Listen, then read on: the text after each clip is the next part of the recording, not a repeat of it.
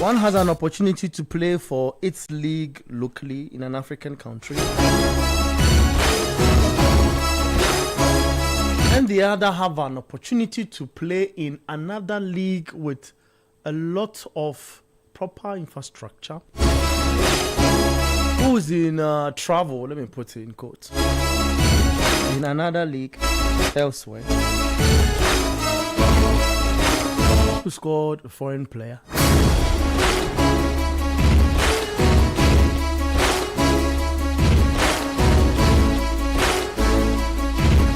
Has been an interesting debate over this week, you know. An interesting debate.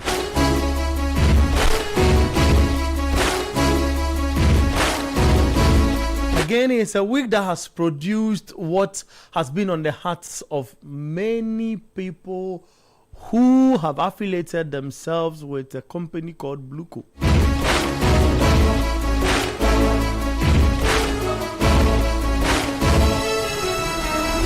Maybe you'd want to rather put it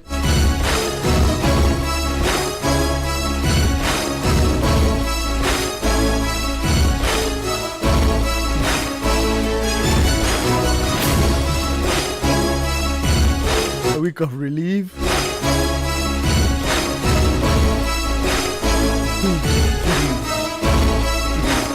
A lot to talk about today, actually. Chelsea are in action. We need to talk about them. Welcome on board on 0539986996. That's your WhatsApp line. 0539986996. Welcome on board.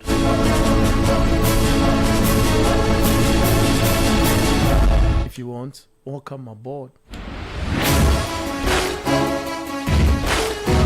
The semi-final of the FA Cup. A certain standing coach can't just do the magic. He might just be ending the season with a trophy. Plays against Leeds today at Wembley.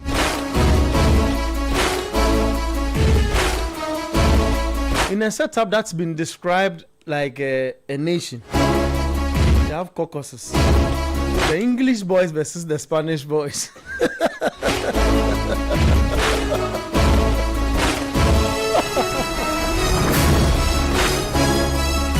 Look, I have a lot to talk about.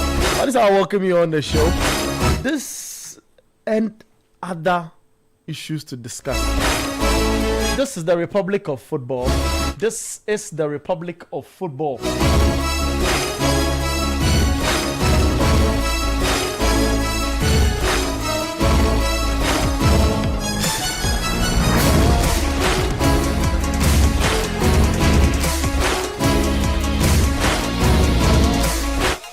We are live on City FM on our YouTube page. We are live on City Sports GHA on our YouTube page. We are live on Radio 97.3 City FM.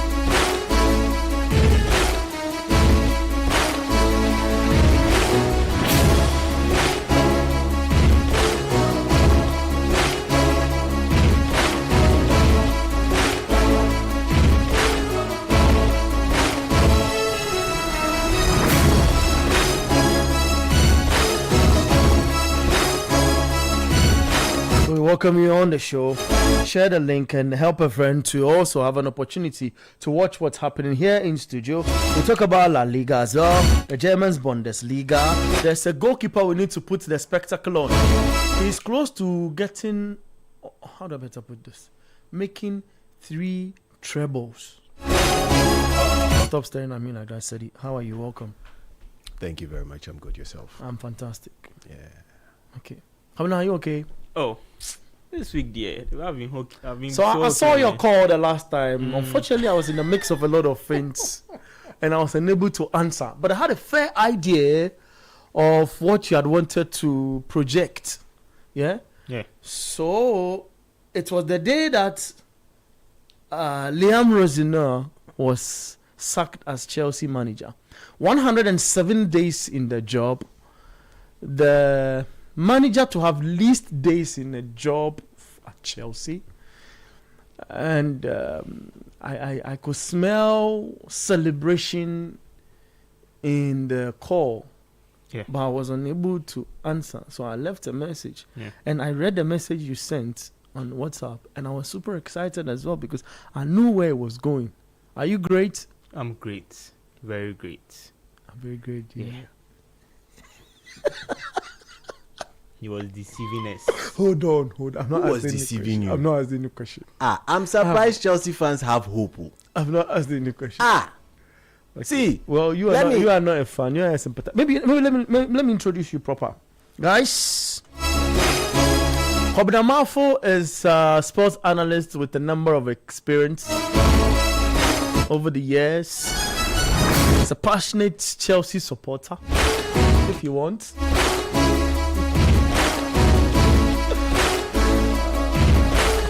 He's a Kotoko fan as well. Kotoko and Chelsea fan. He's gotten passion for the league of our roots, the Ghana Premier League. Interestingly, he doesn't want to see any Ghana Premier League in the 26-man squad. Strange, right? Sedinam Sedi, I love to call him. Sedinam Edmond, if you want to follow him on X. He's an experienced journalist and analyst.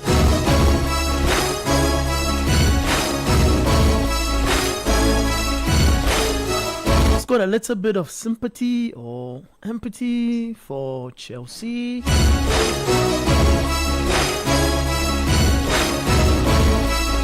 Did I miss words? yeah, you did. Which one? I just, Charlie. Look, at this point in time, I'm going to help Chelsea sell a lot of their players because they look to have a lot of players who can't do simple things but are looking for extravagant things in life. I keep saying that after the goal he scored that got nominated for a Puskas Award, Garnacho has been swollen headed. You see, look at what he's doing in this game. And he sends me a message and says, please, are we cooking today? Oh, Charlie. That's said he sends me a WhatsApp message and asks, please, are we cooking today? Then I say, too much. There's too much meat to, mix with the I beg. sauce. You, and it's all okay, that. it's okay. Then he end goes it on here. and says, then as for the owners, they will sell Chelsea and run. So maybe that's a rant he wants to stay on. Oh no, because And look, until they change their approach to sport, yeah, the managerial musical chairs at Chelsea is just getting started. that's true. Chelsea are up against Leeds United in the semi-finals of the FA Cup. I'll run you through the confirmed 11 who are on the pitch because you mentioned a player whose goal was nominated for the Puskas Award. So Sanchez is imposed for Chelsea. Gusto, Shaloba, Adrabi Oyo, and Kukera is are in defense. Then there's Latvia and Caicedo, who are in the middle in Chelsea's 4-2-3-1 formation. There's Neto, Fernandez, who wants to move to Real Madrid, and Garnacho, the Manchester rejects. Then João Pedro, who was given a lot of time under the previous manager, starting for Chelsea. My favorite player, Calvin Lewin, is leading the Leeds attack. Okafor and Aronson right behind him in a 3-4-2-1 formation. In the middle, there's Gudmundsson, there's Tanaka, there's Ampedu, who I feel people will start clamoring. No. That one won't happen. Because he plays for Wales. Yeah. And he has been number of caps. played A lot of crap. games, Well, he's 25 years old. Oh, he's even in line to be their next captain. Yeah. Please, you people should not to bother him. Okay, fine. Then there is okay. So in the middle, there's Jaden as well, together with Ampedu in there. Then in defense, in a 3-back line, there's Pascal, there's Bill. If you hear them speak like that, it means they're going to score Chelsea. And you always hear Eddie's voice, but he claims he does not support Chelsea. I'm watching football. Look at the mistake in the middle of the park for Chelsea. Had more bodies than Leeds United, but symbolically found a way to act as if you are a way. Net. It's okay. Nyabuta. Oh, Nyabuta. Oh. Lucas Perry is in post for them. Then there's Justin who is in line in the defense as well. Statistically, this is how the game is fed so far. Just 15 minutes in play. It's Chelsea who playing better in terms of ball possession. It's 82% in there to Leeds' 18, but shots on targets is 1-1 apiece. Yeah. And that's just about it. We can't talk about the SG because there's not been a lot of shots, in the game. That's on target. So XGOT, we can't talk a lot about it. Let's get talking. Before we do that, pardon me, there's a lot on my mind. I need to let listeners know. So I decided not to rant today. Let me just run you through the other leagues. In La Liga, Real Vallecano finished that game 3-3 against Real Sociedad. Real Oviedo and Elche will be happening at 2:15. So in some few minutes' time, we'll be seeing that game unfold. And there's Osasuna Sabia later at 4:30. Villarreal Celta Vigo at 7 p.m. In the German Bundesliga, Werder Bremen are leading Stuttgart by 1-0. Borussia Dortmund are playing against Freiburg at 3:30. And in the Serie A, there's Fiorentina up against Sassuolo. Genoa, they played in a goalless draw. Fiorentina, Sassuolo. Genoa are down against Como, a manager that if Chelsea get opportunity to land, they'll be super excited in Fabregas, who is the manager for Como, assess Fabregas. He's leading Genoa by a goal to 0. Torino up against Inter later at 4 p.m. There's AC Milan versus Juventus. A big game it is. We'll touch on that. So in the French Ligue, it's Lorient 2, Strasbourg 0. Le Havre versus Metz will be up now 3:15. Same time we see Paris FC play Lille. Rennes up against Nantes. And at 6:45, there's Marseille versus Nice also happening. Let's focus a bit on the FA Cup. Well, look, this is a team that has struggled in the past. I look at the number of coaches. We can start from there and just oppose the play and all of that. With 17 minutes on the clock, Chelsea 0, Leeds United 0. Chelsea, trying to look for little pocket of spaces. The referee still in control of the game, and they have a good opponent that they are meeting as well. But I talk about Chelsea for a second. This is a squad that has suffered. For example, you pick Fernandez, Enzo, and he's played under different managers. How does this player, who cost Chelsea a little bit of money, get that calmness to fit into one particular role and master it? It becomes super difficult. You ask, isn't it? I ask, isn't it? But is this club helping the footballers they currently have, because they are young players? Good afternoon to everyone. Yes, good afternoon, please. Yeah, but it's very difficult right now because once someone like Enzo Fernandez, he has played a lot under a lot of coaches. Frank Lampard, yes. Thomas Tuchel, Graham Potter, Mauricio Pochettino, Maresca. He didn't play under Frank Tuchel. No, then he means he didn't play under Lampard too. So four coaches. It's James that has done the whole lot. Because we're going to talk about James, but it is because he spoke about his move out of the club. Is why I want to bring him into the conversation. Not even that, but I felt like Enzo was one of the first players that the Chelsea new owners bought, because they told him that they had a new project that they were doing. So that was what Enzo bought into the idea, and was like, okay, this is a very good idea that I can come to Chelsea.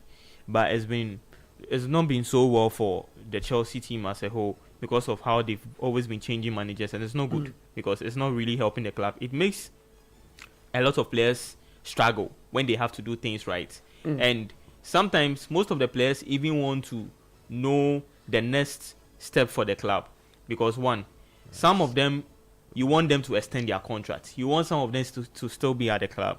But if you are not giving them good and realistic thing that maybe we'll be getting a good manager, the plan that they have to go, most of the players will leave, because we heard news of some of the players wanting to leave, but the Chelsea board have assured some of the players like Rich James, Caicedo has extended his contract, and other players that they are trying to extend their contract, the likes of Cole Palmer, that they are willing to bring in experienced players next season. Previously, they were focused on young talent, young players that will be able to just beef up and just play so well. But they should know that Chelsea is not known for playing just young players. So what they have to just check is that they have to focus on experience as part of the young talents that they have to just add up to be able to help them a lot. But it's not been so well from Chelsea so far because of how things have panned out. And I feel like they have to do well, because if they don't do well, most of the players, it might get to some point in 1 or 2 years' time, most of the players will be like, we need to leave. And there are some of the players at the team that are not performing so well. Garnacho just had the ball and he's playing like a Formula 1 player. No. I'm sorry. Formula 1 drivers are way serious than Garnacho. Please.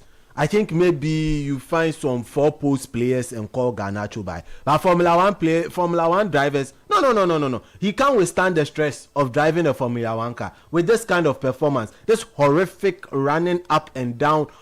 No, nothing to show for football. But so far, Garnacho is the only winger that I've ever seen that when he gets the ball, he's not able to take on any player. He's the only winger. Because as a winger, you are supposed only winger in Chelsea, you say? Oh no, in the Premier League. Huh. Yes, in the Premier League. If you even add La Liga to it. In the Premier League, you mean to say the guys who are relegated are part of that? Oh yes, the wingers are able to what's the name? Wang Hee-chan will take on a player and beat a player. There's also a Wolves youngster who is also a winger. I've forgotten the name, but he's also very good. He's able to take on player. As a winger, the most important thing you have to do, you're able to take on player. That is what makes you a very dangerous player. That is when you have the ball, players are moving back and they are even scared to even get close to you, because they know that when you come, you'll be dribbled. But for Garnacho, they come and they feel like, Garnacho is going to just mess the ball, so they don't need to put in a lot of strength. And it's not very good as a team, because there are some of the players who are not playing so well. Garnacho and other key players that have to improve, because if they don't improve, the subsequent seasons, I know Chelsea wants to sell him because he has £40 million and Chelsea didn't get any good benefit from him. You mean the club bought him for £40 million? Yes, and he didn't get any. Chelsea is not got the Chelsea, of course, is not gotten any benefit. The only thing is that United to get a sell-on clause, like a sell-on percentage when he sold. Does that hurt? No. You are not a Chelsea fan. Let me ask you Chelsea fan. For me, it hurts, because if you are going to wait, go Enzo Fernandez. Go. Hey, Kwabena. You said go. Hold on. No, you said go yourself. You see, I did not say go. No, I did not stress on it. It was, you see, in football, it's an event. Just like I have been criticizing what is going on. There was a goal, so I said go. If there is a goal for Leeds, I'll shout go. That is it. But you see, we've got to say that he will stay. Hey. A good manager will come. That will make him stay. Is Kwabena was here 3 weeks ago. He will stay. Is it a good manager will come? And then he will stay. 3 weeks ago, Kwabena was here saying, "My brain." What would you describe? Of course, he said that. Now he's shouting, "Go!" He will stay. He said he was not supporting Chelsea again, but today he has changed his stance. Most of the players in this Chelsea unit have described this manager as the manager that's gone Liam left the post as a motivator. Do you guys agree? Yeah. You see, for Liam, he did not help himself as well. Why do you say that? Look, you be sorry. Don't worry. I remember something so when I said when Chelsea appointed Liam, when he started to talk, I remember so he said something that he's giving you Amorim vibes because of how he talks and how he does things, because he wants to be like, he's a talker, he wants to do this, but you said something like he's giving you Amorim vibes, which are like, now they agree so well when he said that thing. Because That Liam Rosino was giving Amorim vibes. He would just come. The English Amorim. Yes, he would just come and talk. But on the pitch, it's very difficult for him to do. I think this issue you speak of is a Chelsea culture. So Chelsea's Willie is a director of football, right? Willie with Stanley. Paul with Stanley. I beg your pardon. Paul with Stanley. There are two. Paul with Stanley. I'll come to same. Willie Issa. It's not Willie Issa. It's not Willie Issa. It's Paul with Stanley I'm talking about. So Paul with Stanley is Chelsea's director of football, or Chelsea's sporting director, you want to put it. He goes and brings in Willie. And Willie was, I want his exact, I want to read out his exact role at the club to better this argument, or probably draw your focus on something I want to address. The cameras are on you. Whatever you guys are doing, the guys out there are seeing it. No, we are trying to understand the decision. Like there's Calvin Owen, whether he pulled Cucurella's hair or his not. hands was just running. What happened? in the Can you air. drive us through the sequence? Yeah, so there was a ball in the air. Both players trying to contest for the ball. They jumped, and then by the time both players ended landing in subsequent two-step movements, the hand of Calvin Lewin ended up in the hair area of Cucurella, and Cucurella was acting as if his hair had been tagged. And then we've seen numerous replays to show that actually the part where Cucurella started holding his hair, Calvin Lewin had left his hair, so there's sort of no evidence to show that his hair was being pulled. That's what we were trying to Okay. just So understand. if he had pulled the hair, what would they have been? Or if he had It's a red pulled, card. it's a red card. It's a red card. No pulling of Yeah. hair, and we've seen Cucurella's hair being pulled before in that 2-2 game between Tottenham Hotspur and Chelsea. Even the same Calvin Lewin, hair was pulled. Yeah, his hair was pulled. Yeah, Leeds United, Manchester United. That's Yes. the one that got Lisandro this guy, Martinez sent Yeah. off. It was Calvin Lewin. Okay. So we are just trying to be very fair here and understand the rules of the game. That's great. I'm still on the Willie Issa guy. He's a former rugby league star. Yeah. He's the motivator of the Yeah, team. motivator. They had a wedding for him. I didn't want to say stuff Ah. that you guys would think that I'm just trying to, because it's Chelsea, I'm Okay. finding words. So he was described as the motivator and something in the So- form of a moral. Okay, gang, so he guy. is the player support and development officer. Yeah. That's Willie Issa, Mm-hmm. player support and development officer of Chelsea. I don't know what that role entails. I said his purpose is to develop a winning mentality and ability to improve mental toughness And they went 5 and the games team without culture. scoring a goal. And he's the guy who was behind how a coach should approach the media and how he should speak about his players, because he needs to always motivate the team. So got the Liam Rosino guy to become a real motivator of this football club. And in the end, it's because you raised the point that he set himself up. Yeah, he set himself That's why I up. bring this into the picture, because he was not the man that the owners of the club knew as Strasbourg, because they had believed him to be the guy to bring this football club, just like he did with Strasbourg, and trying to put them in a certain shape in European football competitive side, to put them in that shell. I mean, there's a lot to talk about Chelsea. I know our focus is also on the game. Chelsea are leading Leeds by a goal to 0. It's 28 minutes in the game. If you just joined us, you're welcome. Your number for interaction is 0539 986 996. You can share the YouTube link. We've got a YouTube link there for all of us to join.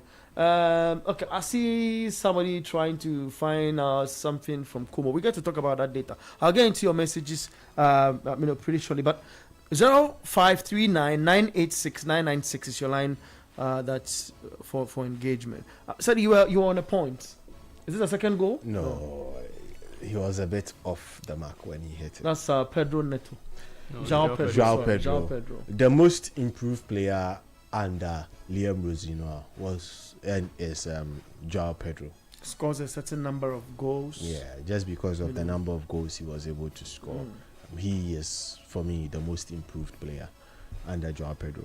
But And Liam Rose. under Liam Rosinoa, thank you. But reason why I say Liam set up himself was you come into a club 6th of January 2026 and you have a lot of games coming back to back. You sit in a presser and say that because of how the games are coming thick and fast, you are not able to really work on what you want to work on with the players. However, you import one tactic from your days at Strasbourg and immediately implement it in the next game you actually take over at Chelsea. What was that tactic? Very simple. Not allowing the two guys who sit in front of the defense, that's the DM, it's sometimes a DM or a DM a CM, not move more than 10 yards apart. So constantly there was this, shifting of these two lads in the middle. It was sometimes Caicedo, it was sometimes Santos, it was sometimes Caicedo, it was sometimes even Reece James, having them shift in that position. They were not moving more than 10 yards apart. And all of a sudden, Chelsea started playing some fantastic football. Look at their form prior to the exiting or the walking away of Maresca. And juxtapose that to the beginning of the life of Liam Rosinoa at Chelsea, then you say that he had changed a lot. Look, in his first 11 games, he won 8. When the games were coming thick and fast, first 11, he won 8. Now that you have the most time with the team, what was his style and what was he doing? He left that particular pivot that worked for him in the early days of his life at Chelsea and went back to even digging the hole that he came to meet, that he thought he had sealed with that tactic. He stopped that. And that was the reason why in his last game, you see the likes of Latvia in a play sequence where they are ending up in the D trying to shoot a ball. In the first half of that game versus Brighton and Hove Albion, the only shot Chelsea managed was from Romeo Lavia in the D, which regularly at the start of life for Liam would never have happened. But this same manager comes in and player casts doubt because of the relationship they had with the previous manager in Maresca, and how he was doing, how he was driving the group. He sometimes plays with them and have these jokes and all of that. But this manager comes in and right from the onset, players doubt him. How is he able to fit in and work? It's 32 minutes in play. Chelsea 1, Leeds United 0. Very simple. You see, the doubt was there all through. The doubt was created by the owners who did not communicate properly the exit of Maresca with the entire playing body. That was what began the doubt. However, when he came in, he was able to get the boys to win games. And through the winning of those games, brought a lot of the doubters to his side. So the guys started saying, okay, let's go with him. Because listen, like you have been saying it nicely and you have been going around the point. But look, if Chelsea is a nation, then there are more than 32 political parties in it. Oh yeah, if you treat Chelsea as Ghana, Chelsea has more political parties than Ghana. Because of the caucuses? There are a lot of caucuses. too many caucuses. There are caucuses based on age. There are caucuses based on height. There are caucuses based on language. No, I'm being very, very actually serious. There are caucuses based on language. There are caucuses based on country. There are caucuses based on continent. Like there's caucus everywhere. To some extent, even those who constantly get injured have their own caucus. So when Liam came in, certainly Maresca was vibing with the Spanish contingent. So the Spanish contingent were peeved. And if we speak about the Spanish contingent in this team, they are quite a lot. They're quite a lot. And they were peeved. Now the English boys also have their own man coming in, and they are excited. So they were the early guys for Liam, the English boys. They were the early guys for Liam. But the English boys, even at the latter stages, started saying things that had Liam thinking, what's going on here? That's why in his last presser, he said that for this Leeds game, he was going to select players who want to play. Why that sentence? Because the likes of Cole Palmer had said in his Cole Palmer last interview that if results don't change and Chelsea don't qualify for Europe, he will rethink his position at the club. If you have your best creative player saying he will rethink his decision at the club, and you, the club owner, you sit down, watch the fans of the club that you own chant, slur words against the coach in an away game, and the away you are the away team and the home team are saying he's one of our own, whilst they are scoring you, they are beating you on the pitch. You need to question yourself. You need to question yourself. He did not help matters because in his last 5 games, his team Chelsea could not fathom a goal. They cannot find it. They are looking for it on Google. They can't find a goal in the EPL. The last team or the first team that... But they have a goal now. This is the FA Cup. Okay. This is the FA Cup. In the FA Cup, when they were not finding goals in the EPL, they're still beating teams in the FA Cup. Oh, please. The team. What's the team's name? Port Vale. Port Vale. Wrexham. Oh. Port Vale and Wrexham. Forget. Yeah, they were no, but their teams, Southampton beat Arsenal. We need to also establish that. So the mere fact that Southampton beat Arsenal shows that this competition is quite serious. But do you know Port Vale, City FM, you can do a first 11 and beat Port Vale? What a team actually. Yes. Do you know we can beat Port Vale? I don't know what you are saying. Oh, easy. 0539 986 996. 0539 986 996. We'll get to read all of your messages at the right time. Said you were on a point. So the time that Liam Rosenau did not have a lot of time to actually imbibe what he wants to do with the players. The players liked it because it was more like, okay, we come, we prepare for the next game, we go, we win, we get a result. In the first 11 games, 8 games won. Nice movement. Then you start having opportunity with the team, and then everything starts going south.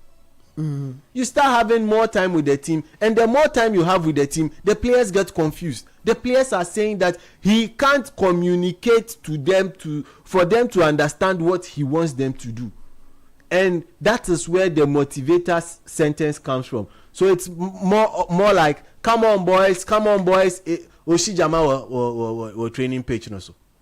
Yeah, he was the Jama leader. Come on boys, push. Let's go.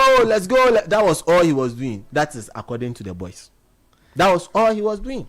So I'm learning he was a motivational and cultural groups specialist. Chelsea's Paul Stanley got in his rugby friend to come and be the morale guy for the setup. He was there last season. Yes. Yeah. And if he were, of course, he in Maresca's period, he did a fantastic job in motivating these guys to make it work. You feel he's the cause of, for example, this thing you described. Come on, boys, let's go get it done. No, he's not the cause. He did come on, boys. Willie Issa did come on, boys. Let's go, and then they were able to win the FIFA Club World Cup. And the Conference League. And then also qualify for the Champions League. But now, like, I used to wonder why some section of Chelsea fans used to say that these Chelsea players like tactics. But now it is clear. They want to, okay, when I get the ball, I turn 20 yards, I play it this way, you are moving in this direction. They love tactics. That is why when a coach has come, it means that Liam Rosino can succeed at Madrid, because Madrid is looking for a motivator for their players. They are looking for a man manager, and Chelsea is looking for a tactician. Two different things to look for in a coach. Absolutely two different things.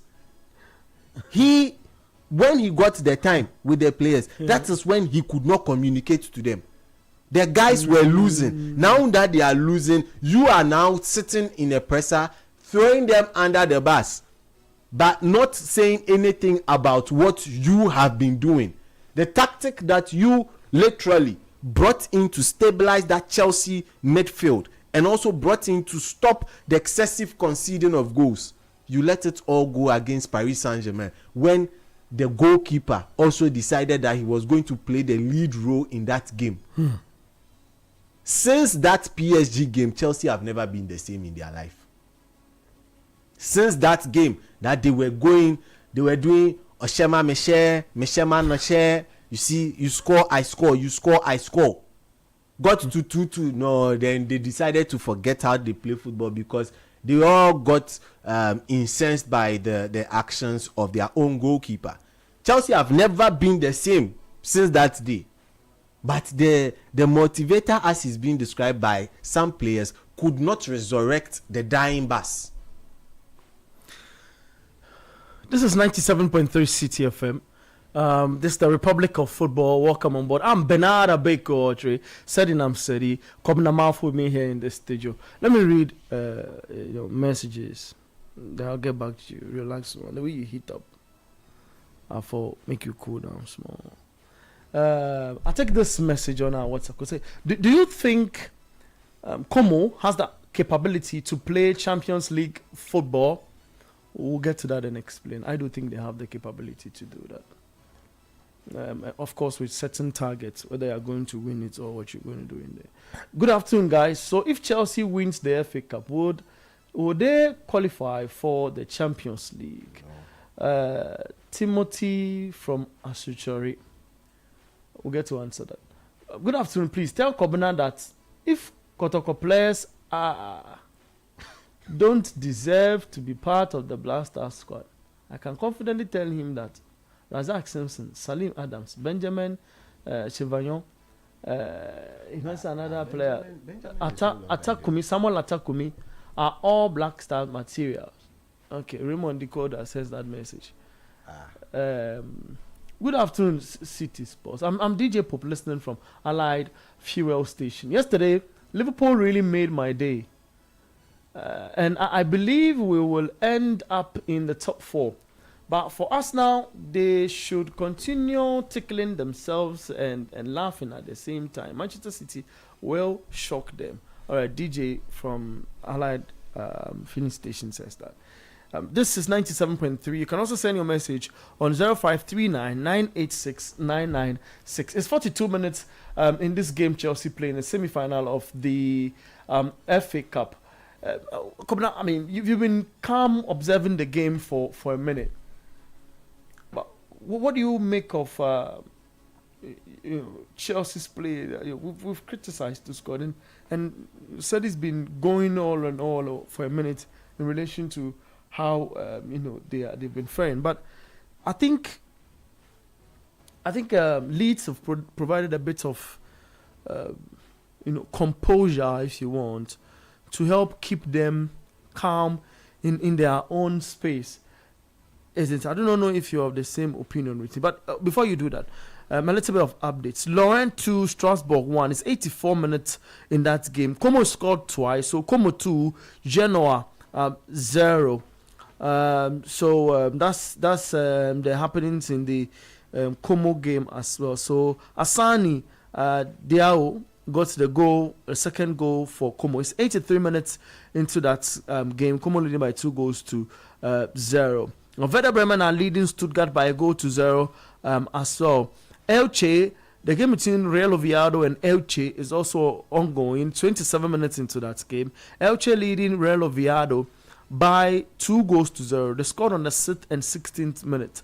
Villa getting the second goal. This is the Republic of Football. It's major updates from Europe, and we discuss issues that surround the game, in game, and a little bit off the pitch in relation to the same happenings, over this week.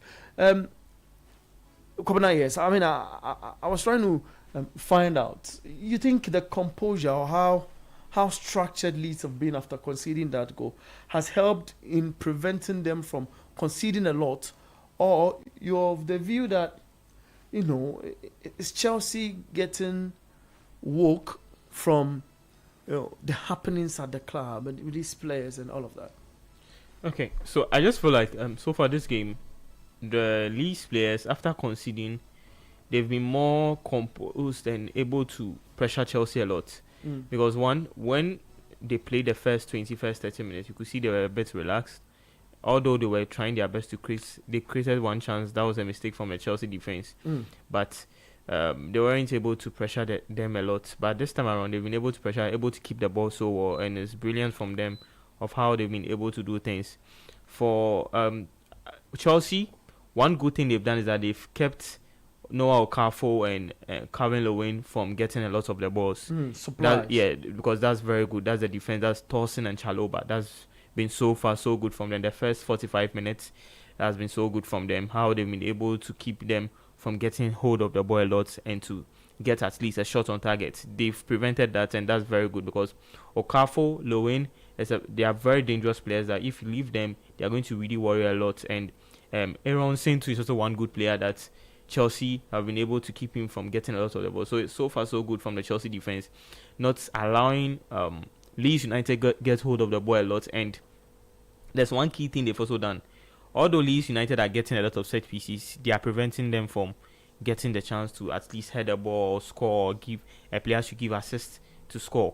And that is what's so brilliant from them, because Leeds United is one team that are very good when it comes to the set pieces, the long throws, the free kicks, the corner kicks and other things. But they've been able to Chelsea have been able to prevent them from getting those chances. And also when they even get those chances, the defense line of Chelsea have been able to defend it so well, and that's so brilliant from them. So far so good from Chelsea. Just that 1-0 is not really a good scoreline, because 1-0 anything can happen. You have the next 45 minutes to be played, and when they get the equalizer, there's one thing I've noticed in Chelsea. When Leeds United is to get the equalizer right now, there's going to put a lot of pressure on Chelsea, and the players will now be in a hurry to do their best to score the second goal. And before they realize they've considered a second goal that they were expecting to score, so they just need to be composed and just make sure the one goal that they've had is either they are going to defend very well, and can you do that for the next 90 minutes? Or the next 45 minutes. Do you see them doing that for the next 45? It's very difficult because of how Leeds United are playing. They are going to pressure a lot, and maybe they might just make you do one mistake. That is what the Chelsea defense did one, and unfortunately for Leeds United, they weren't able to capitalize on it. But who knows, when they do another one, that's when they'll be able to capitalize on it, and that might be a goal for Leeds United. So Chelsea just needs to make sure they'll be able to get the second goal, and that will make things very okay for them. All right. I mean, Sadi, this is a game that gets you closer to a trophy, and it's important to do it in a special, in a specific way to help you get that right result that you want. Is this the kind of play you anticipated from Chelsea? Are they doing it under a manager who had opportunity before Liam Rosino's entrance? Had an opportunity with the club to play a game with them, and players from commentaries inside the club says they see this man not as an under 21 manager, but see him as a manager of the main team. Yeah. Are they playing his kind of football? Well, we would not know his kind of football yet, but one thing that we are all privy to, especially if you've been keeping keen eyes on everything that happens in the EPL, is how he's able to time his substitutions. That is the key thing about what he does. What he knows how to do best is timing. Ooh, that's a foul. his timing of his. He's going to get yellow carded. The timing of who's going to get a look at it? Now you react to it, you put a name. Yeah, to Pedro it. Neto might just get a yellow card. People are listening through your voice. So Pedro Neto watching to your was voice. initially heckled on the ball, then loses out, and then finally gets in an advanced position, and then was looking to get the ball into the box, could not get a card back, and then goes on to foul a Leeds player in the penalty box of Leeds, and then gets called for the foul. But then again, the foul was not even taken. The referee says it's seen enough. It's halftime. It's halftime in there. Messages on our YouTube stream. Sweet Kwame comes in and says good morning. Well, he's in the States, so when he says good morning, he's just waking up some few hours ago. Congratulations to Mahrez for winning the Asian Champions League. Okay, that's fine, Kwame. He says Garnacho can't dribble, can't shoot, can't defend, can't take on opponents. What did Chelsea see in him? Well, Kwame, I cannot tell. He says I won't feel sympathy for Enzo. He's just overrated like Mudryk. Kwabinamo says Enzo Fernandez is overrated like Mudryk. That's what he says. Wow, but Fernandez has won a World Cup. Correct me if I'm wrong. With Argentina, yes. Okay, so an overrated player can win a World Cup. I don't know where his argument is, but Wow. maybe he'll come back with a reply. But I think the Mudryk argument is quite unfair as well. Mudryk has been out of the game for a bit, and we all know Mudryk, that at least Mudryk, once a player plays better football than Garnacho, the player is better. Okay. Come on, is there any player in the Ghana Premier League who plays better than Garnacho? Hey, from Kotoko, no. I'm just casting my mind back. From Kotoko, you focus on Kotoko. No, there's no Kotoko player who plays better than, as a winger that plays better than Garnacho. No. From Mediama. Mediama.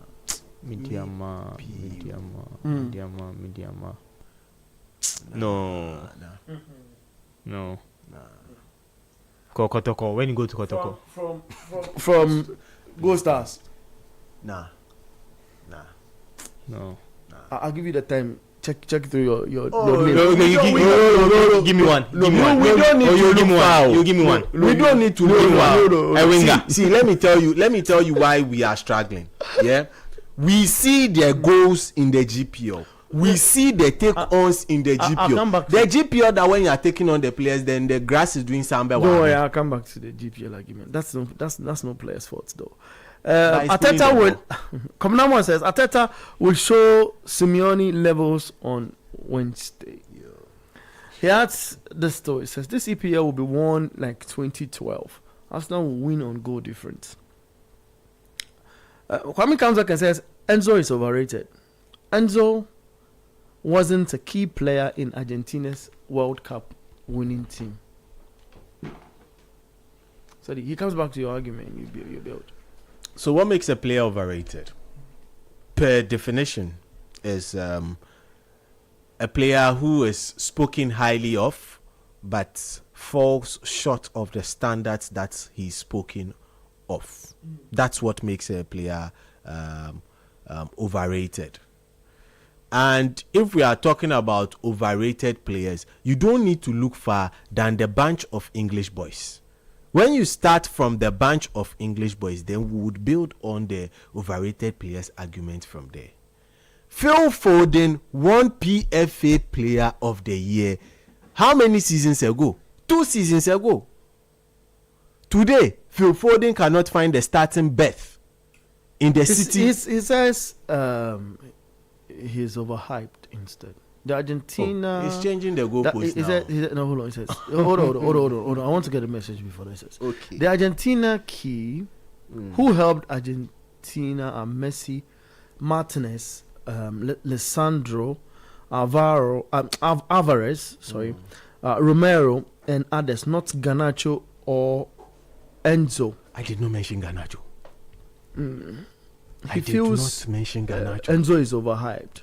Overhyped in what sense? Now, if we talk about hyped players are not far off from overrated players.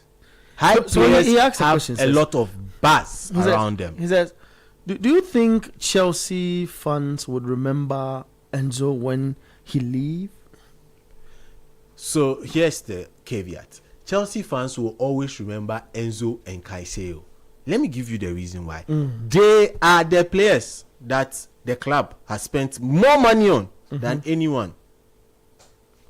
Chelsea fans would only remember a Liam Delap when the jersey number 9 comes into contention or discussion. Aside that, they won't remember Liam Delap in their history. But for Enzo and Caicedo, I've given you the reason why they would remember them. They would remember them because they cost them a lot of money. It's 1-1 between Stuttgart and Werder Bremen. Dimirovic got a goal for Stuttgart in the German's Bundesliga. It's still 2-0 for Como against Genoa in the Italian Serie A. We are in additional or added on time. So there was a penalty for Strasbourg. Your microphones are on, so whatever you're saying, the people are listening. Okay. No, because it's something that I would like to react to. So, And so give me a second. No I'll props, let you no react to props. that. There is a goal in that game between Strasbourg and Lorraine. A certain AJ has scored an own goal, and that AJ is Nathaniel AJ. You're asking where this Nathaniel AJ plays for, right? He's a 23-year-old Ghanaian footballer who at a point in time was in our qualifiers for the African Cup of Nations qualification. We'll get time to talk about that lad very soon and some issues happening here in Ghana with our players who plying their trades elsewhere and all of that. Yeah. Okay, that's just by way of updates. Yeah. And then when a thing is so sweet, I tend to want to go off the targets. It's 2-2 in that game, and it's 1-0 for Chelsea is at half time.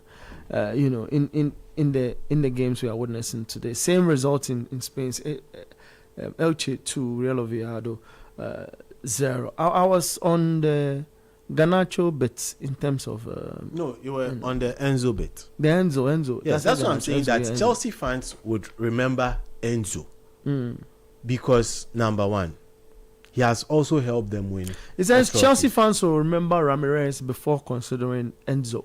So you see, here lies the argument.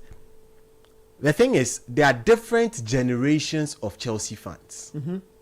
The Chelsea fans of the early 2000s would definitely remember Ramirez before remembering Enzo. The Chelsea fans after 2020 would remember Enzo before Ramirez. It is just, that is how life is. But do you believe that the player is overrated? Did you say that? I don't think he's overrated. I don't think he's overhyped. Let me explain. He's one of those few players who can play as a DM, CM, AM. And he would do it with all dexterity. He would have the extension in all three, which is a rare thing. We've seen different managers at Chelsea use him in a different light. Under one manager, he's the quote and unquote box crusher, coming in at the last end, hitting in those goals. In another vein, he's the one giving those long passes. I'll ask Kobna the same question. In another vein, he's the one trying to put in those last stage tackles. So it varies depending on the manager available. He shows a different capacity within. So for me, I don't really think he's overrated or overhyped. And I'm not comparing.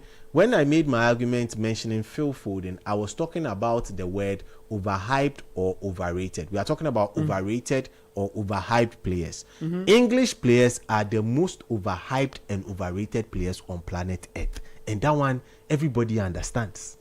Everybody understands. It says Foden started performing from under 20 World Cup before the senior team. Did you mention Foden? I'm trying to. No, follow. I mentioned Foden in the context of overhyped, because after winning the PFA Player of the Year, he has not been the same. Okay. Jude Nyamiche says Chelsea fans will definitely remember Enzo. Nanayao Pregs T says those talking about Garnacho, bear in mind Martinelli is an Arsenal player. Oh, don't do this. Oh, but Martinelli, Martinelli is better than Garnacho. Look, Martinelli will run and be stopped by the Hordens. Enzo will, sorry, not Enzo. Garnacho will not even run. He'll be doing, would you come? Would you come? I want to dribble. Would you come? Would you come? I want to dribble. Great. Come now. Jude says, Judy Amicha says, Enzo is never overrated.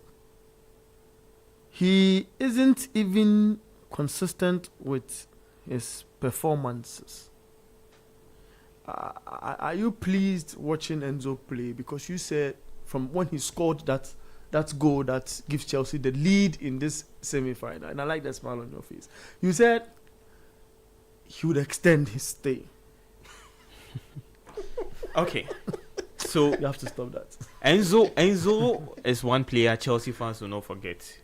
Why do you say that? One, I agree with what Sedi said, because one, when the new projects came in, when the new owners came in, Enzo Fernandez was one of the first players, the most expensive player that the Chelsea board bought. Mm-hmm. They made him know that there's a project that they want to do for the club. Yeah. So that was why they bought him. And this is a player that has kept faith in the team, changing managers, always there are managers to be changed, and he's still playing. He has been consistent playing for all the new managers that are coming. Okay. Someone will be like, oh, maybe because of his price and how much he was bought. That is why he plays every time. But in a team where the medical team has a lot of power, certainly a player who is not consistent but fit according to a medical team will be allowed more playing time, isn't it? I'm just asking questions. I understand that bit. That's very true. But when you check the Chelsea squad and check the Chelsea team, which player is able to play as a 8 and also as a 10? It's very difficult for you to check in the Chelsea team right now. Most of the players that are even able to play as a double pivot are mostly 8 players. Like, they can play as a 8. But if you tell them to play as a 8 or a 10, it's very difficult. Enzo has the benefit of playing as a 8 and also playing as a 10. That is the advantage he has. Okay. So for that is is he an important player to this setup? This new Chelsea generational team? Yes. Okay. There's no doubt he is, because of how he has been consistent playing for the team. And that's why I said he has played under a lot of managers when he came to the club. But just that he has been consistent with his football. The only thing is that sometimes it's been on and off from him. For that, I agree. He has not had it perfect. Even the Ronaldo, the Messi, it got to a point they didn't get it so perfect. It's been on and off from Enzo. So that one, I don't dispute that fact. But he's a very important player that I'm not sure Chelsea fans will forget him. This is the semi-finals of the FA Cup. Let's hold on. I'll come back and ask you the semi-final question. So remind me, I say semi-final. Let me read a Chelsea message, then I get back. I want Sedi to tell me about somebody's message on Como. What he thinks on Como gets into the Champions League. I'm a James Tomata from Spintex near American House. Arsenal have got the better fixture, so if they bottle, it's down to them. He says. Mauli inside Bechele says Enzo will fit in any big club in all the best leagues in Europe. He is a fantastic midfielder. Yeah. Enzo will fit in a Barcelona team. Enzo will fit in a Madrid team. In what position? What do you want to play him as? Do you want to play him at 8 or 10? What do you want to play him as? No, he would fit. Pick a position. He would fit as a 8 in the Barcelona team and succeed. He will fit as a 8. Hold on. So if you pick the position, if it's 8, Go and pick the 8. The guy who's playing the 8th No, position. they always rotate their players. Oh, That's Barcelona? Stop Yeah. it. That's Barcelona. Just pick one. Okay. Just pick one player. He's better than in that 8th position, and let the debate roll. No, so you get it. you see for Barcelona, because of how they do a lot of rotation, sometimes you see a Frankie de Jong, Pedri playing as a double pivot. Hold on to those two names. You see, As a double pivot. roaming a Gavin. Fair point. You know. Who plays more as an offensive could be considered as a number 8.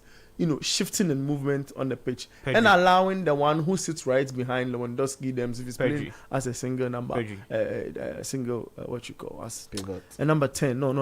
As a number 10, in that hole right behind the striker. Pedri. So then we'll put who at number 8? Pedri. Yeah. We all agree on Yeah. Pedri. Yeah. Is Enzo better than Pedri? Enzo would fit. Now Pedri has not been playing football.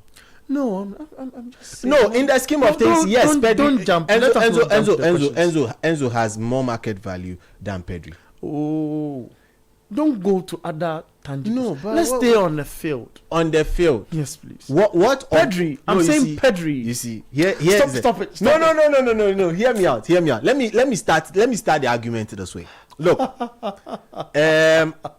both players give you something. I'm sure now Mr. Kakofi is laughing in No. his office. Both players What? give you something different because of their profiles. Pedri is more silky when it comes to running with the ball than Enzo. But for general football play in the midfield area, I'll give it to Enzo. Stop doing that. No, those so- things. so- Hold No, on, that's hold on. what- Hold on, let's moderate this well. Chelsea are back in action from the break. It's Chelsea 1, Leeds United 0. This is the second half of the semi-final of the FA Cup. Yeah. Chelsea wins and they have a game against Manchester City. Yeah. So mark that because City beat. Sorry, forgive me. City beat Southampton. Southampton, Yeah. en route to get into the They final. toiled with them in that game. It doesn't matter. They gave them what hope. I know is And they made the the mistake Ghanaian. of What I scoring know is first. the Ghanaian scored a beautiful goal. The Ghanaian, Hey, John, Doku, does he play for Ghana? he came to Otumfor. What I know is he's Ghanaian. He's just opted to play for another country. Does he play for He Ghana? doesn't play for Ghana. You don't need to play for So the Ghana. GPL players too can opt. Hey! What a save. Look, What is the hey about? Describe the moment. Kwabena is the one who said what you Oh, said. Okay. So the ball came in from Anton's touch through bodies, and then he struck it from about 25 to 30 yards out, hit it, beautiful kick, and then it has Sanchez going all over the ball to punch that one. Got up quickly to try and see if the ball was going to come down back onto the post or something. Oh, But sorry, Anton's touch, he's a defensive midfielder for Leeds, came through and got into this team from Germany, and he's one of the players who were purchased, I believe, for his height because he's quite tall. However, he's very silky with his footworks as well. He takes all their set pieces for them, aside Tanaka.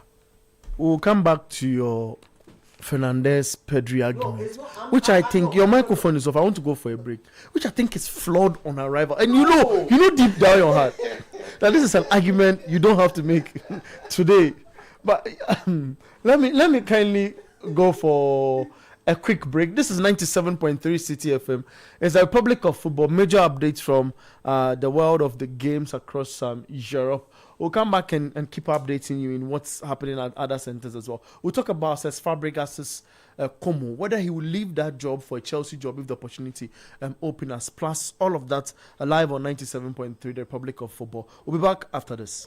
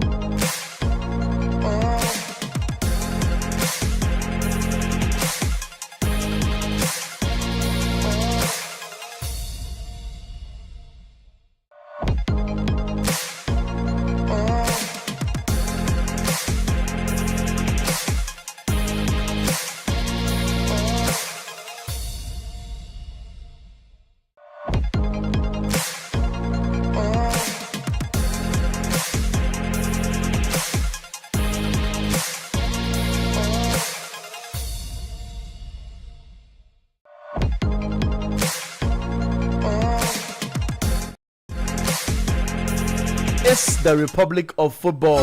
Let me go through our WhatsApp console and pick 2 messages from there on 0539986996. 0539986996.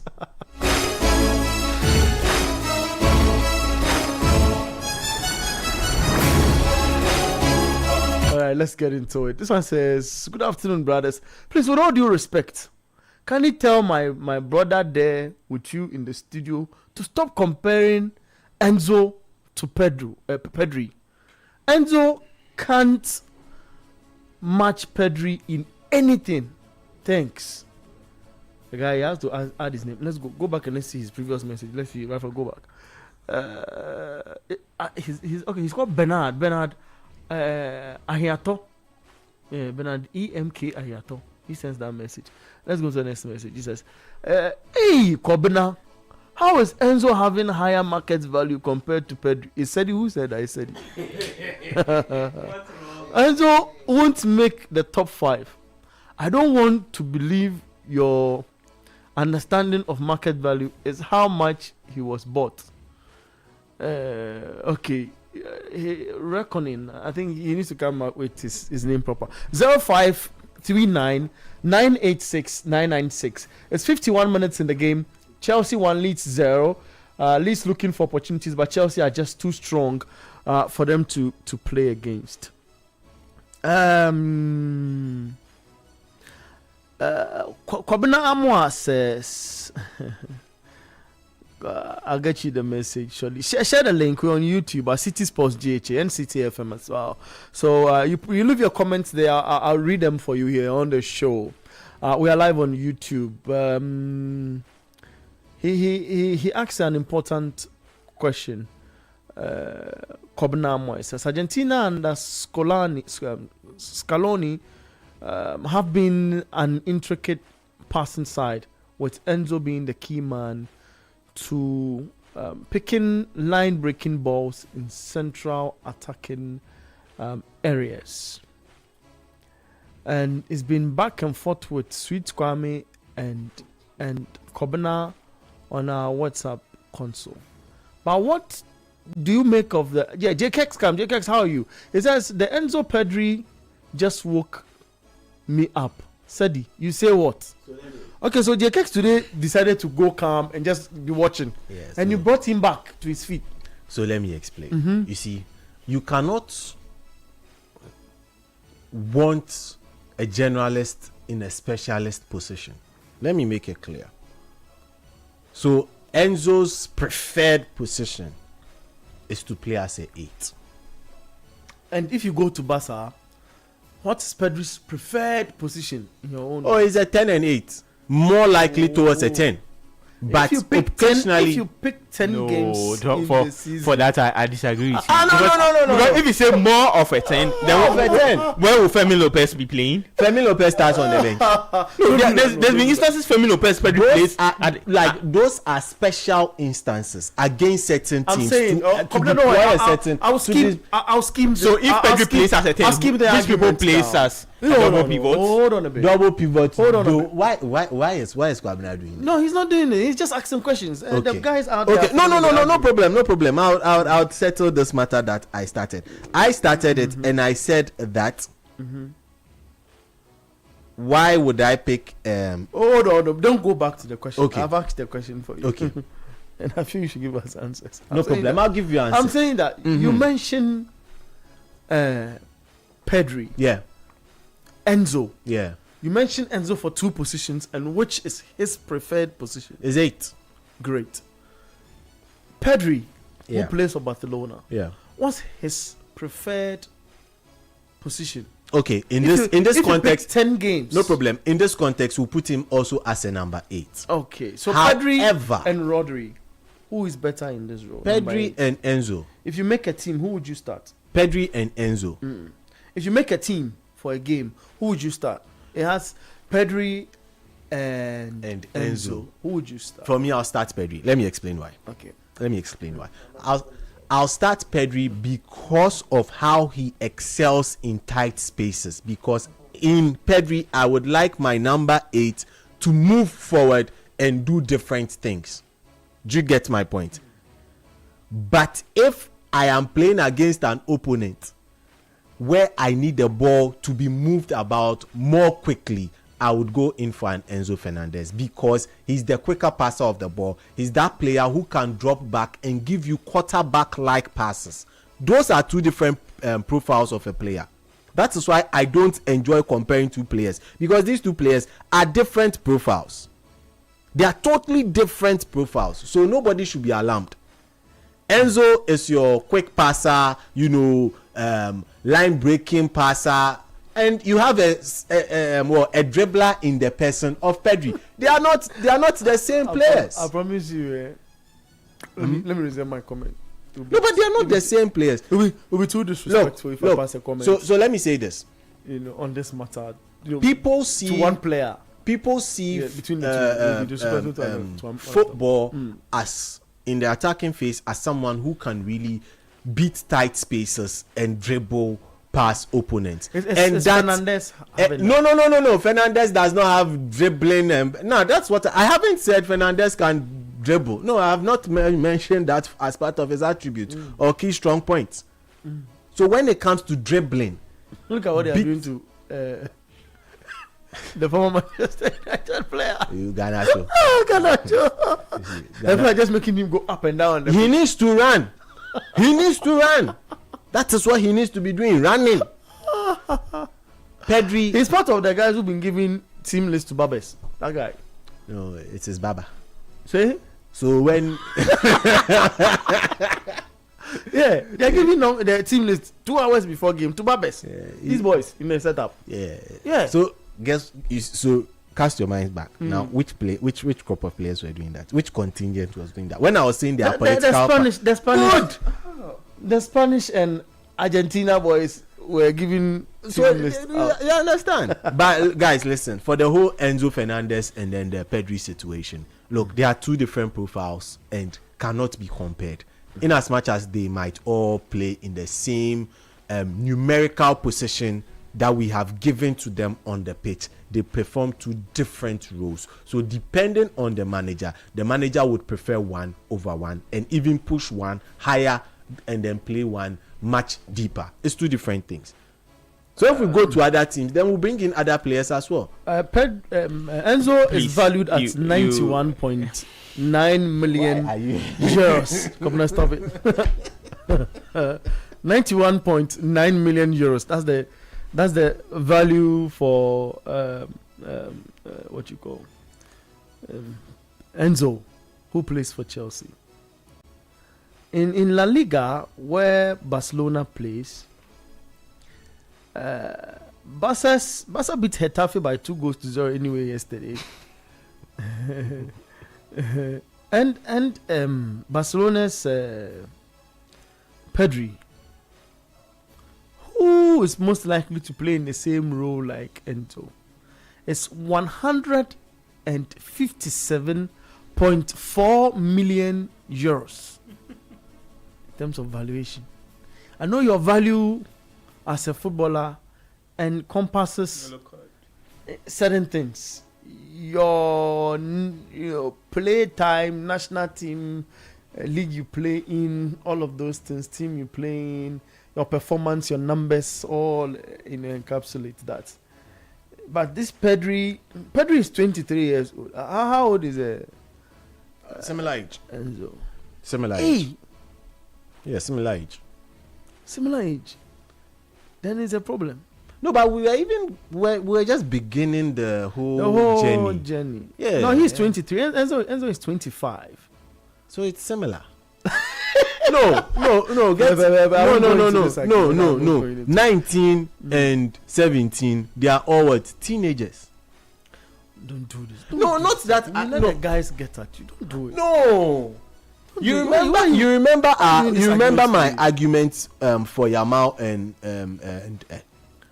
Olise. I was one of those guys who emphatically stated that we should not be bringing in. Hold on. There's a bit of a scuffle in there. Yeah, Chelsea Leeds game. It's 60 minutes in play. They are down there. Wow. So They are drinking water. I'm not sure this was meant to be a water break or something, but well, the referee is there, so together with the fourth official and the assistant referee one to settle a matter. And it's not really a scuffle like you want to see. It's like a giddy giddy thing, but all the players are in that space trying to, have a talk together with the officiating official. So what happened is that Ampedu, who plays for Wales, who I believe is a no, so he's a former Chelsea product. I agree. So he knows the lads that he's trying to get into their heads. The coach was talking to Tosin Adabi Oyo. AKA. I don't know. Okay, what? Okay, I don't know. It's okay, let's continue. If you want to put yourself in trouble, put yourself in trouble. Don't bring me into this. Okay. And was whispering something into Tosin's ears. And then Ampedu gets there, and then he brings that pushing in and shoving and all of that. So that's it. But we will later get to an issue raised by Paul Pogba, that Fernandes, if he was playing the Manchester City setup, he would have been back-to-back Ballon d'Or winner. There's a free kick for Leeds United. It is kicked and to no avail. 62 minutes. I feel Chelsea should score another goal, else they'll be in trouble. 0539 986 996. 0539 986 996.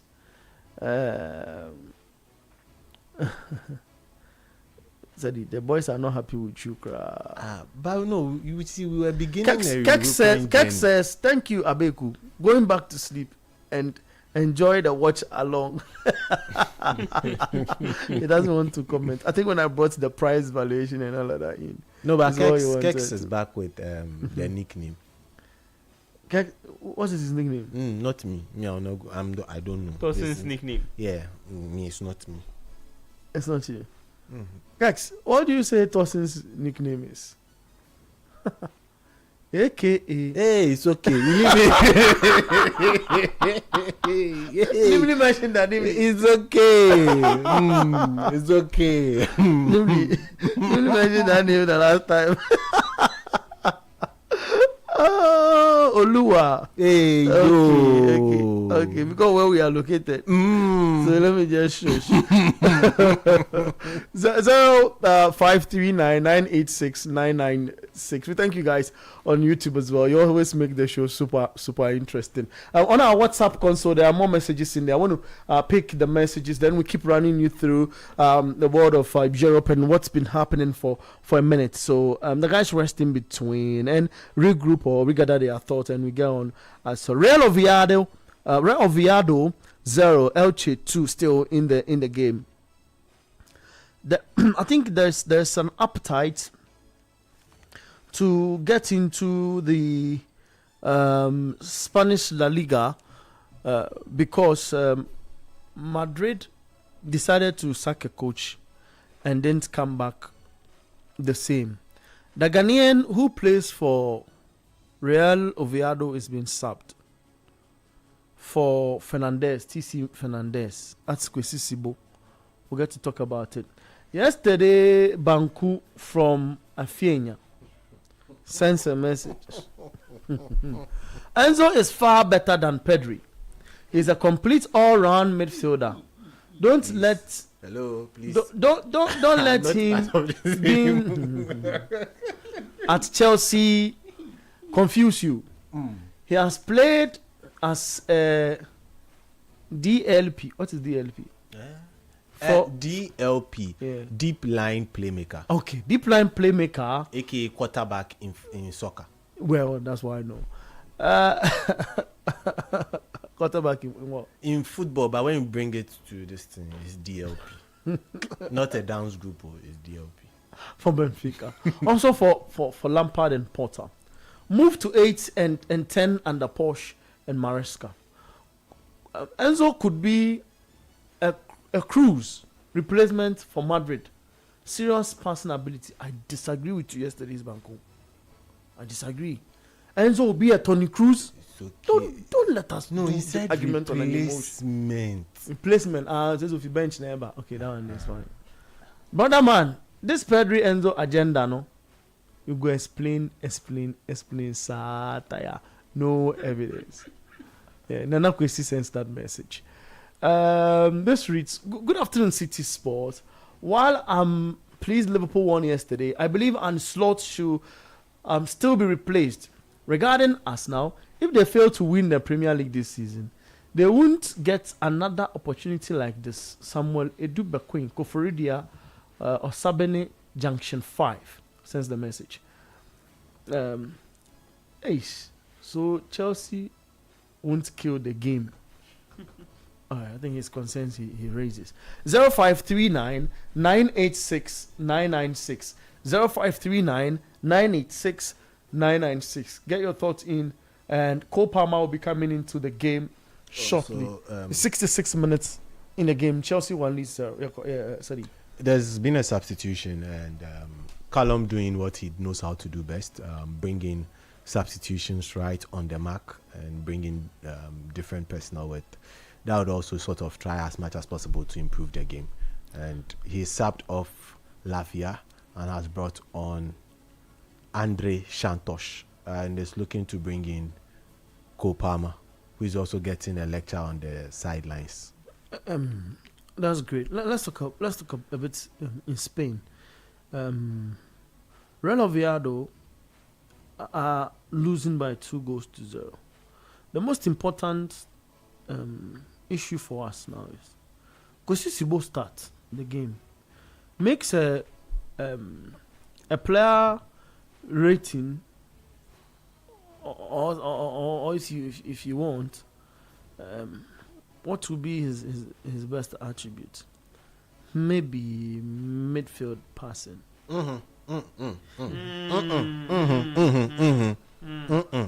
Okay, a line breaker. Breaking call. Okay, fine. Let me reframe the question. Because this is starts in a game. Yeah. Against Elche, they are losing by 2-0, and it's subbed in the 46th minute of the game, and rates 6.4 by his subbed. Should we be worried? Well, as a country, yes, you should. Because in your midfield, now you ask yourself, do you need a destroyer in your midfield for you?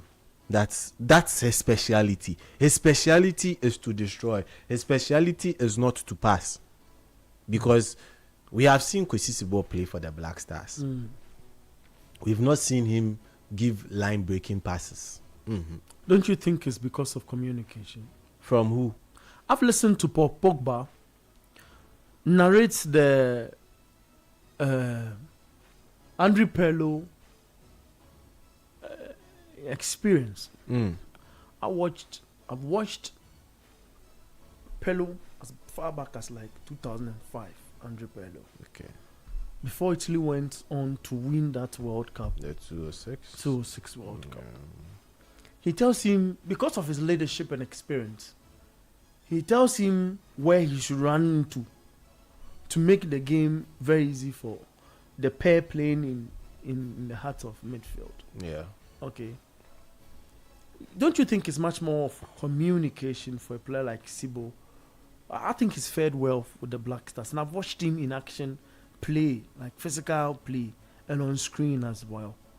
I don't think he's a player that we should be worried if he's been subbed. It's not at Ghana's, a losing end. Is a Real Oviedo who loses if they bench him at this point in time in the game. That's my argument. What do you make of that? Well, for me, you would need your players to be playing a lot of minutes to be at quote and unquote ready pace to go when you need them. That's why it should be a worry that he's been subbed off. But then again, you look at Sibo's performance this season for the team, Real Oviedo, and you'd notice that the only times that he has had more than So the coach, he can't sub Garnacho now. Garnacho, take your time. He can't sub Garnacho. Everybody know you're a Chelsea fan, but they also believe you do very, very constructive argument without emotions. So you take your time. But Garnacho, what was he doing for a second? Sorry, Sedi. I don't even know. No, you had the ball, and nice one. Hey. Okay, he's sub. Nice one. It's okay. You don't have to. It's talk okay. again. He's sub. Hey, Babna. I said I want you to finish that Yes. that argument. It's 71 minutes. Chelsea 1, Leeds 0. Still in the FA Cup semi-final. Yes, so like I was saying, you need your players to be playing more so that they are ready and roaring to go. Match fitness is not going to be a problem and all that. But then again, I would like to bring a very special attention of the listening public to something concerning Sibo. Anytime Sibo has had more than a 7.0 player rating in a game for Real Oviedo this season in the La Liga, it has been in games that Real Oviedo has lost.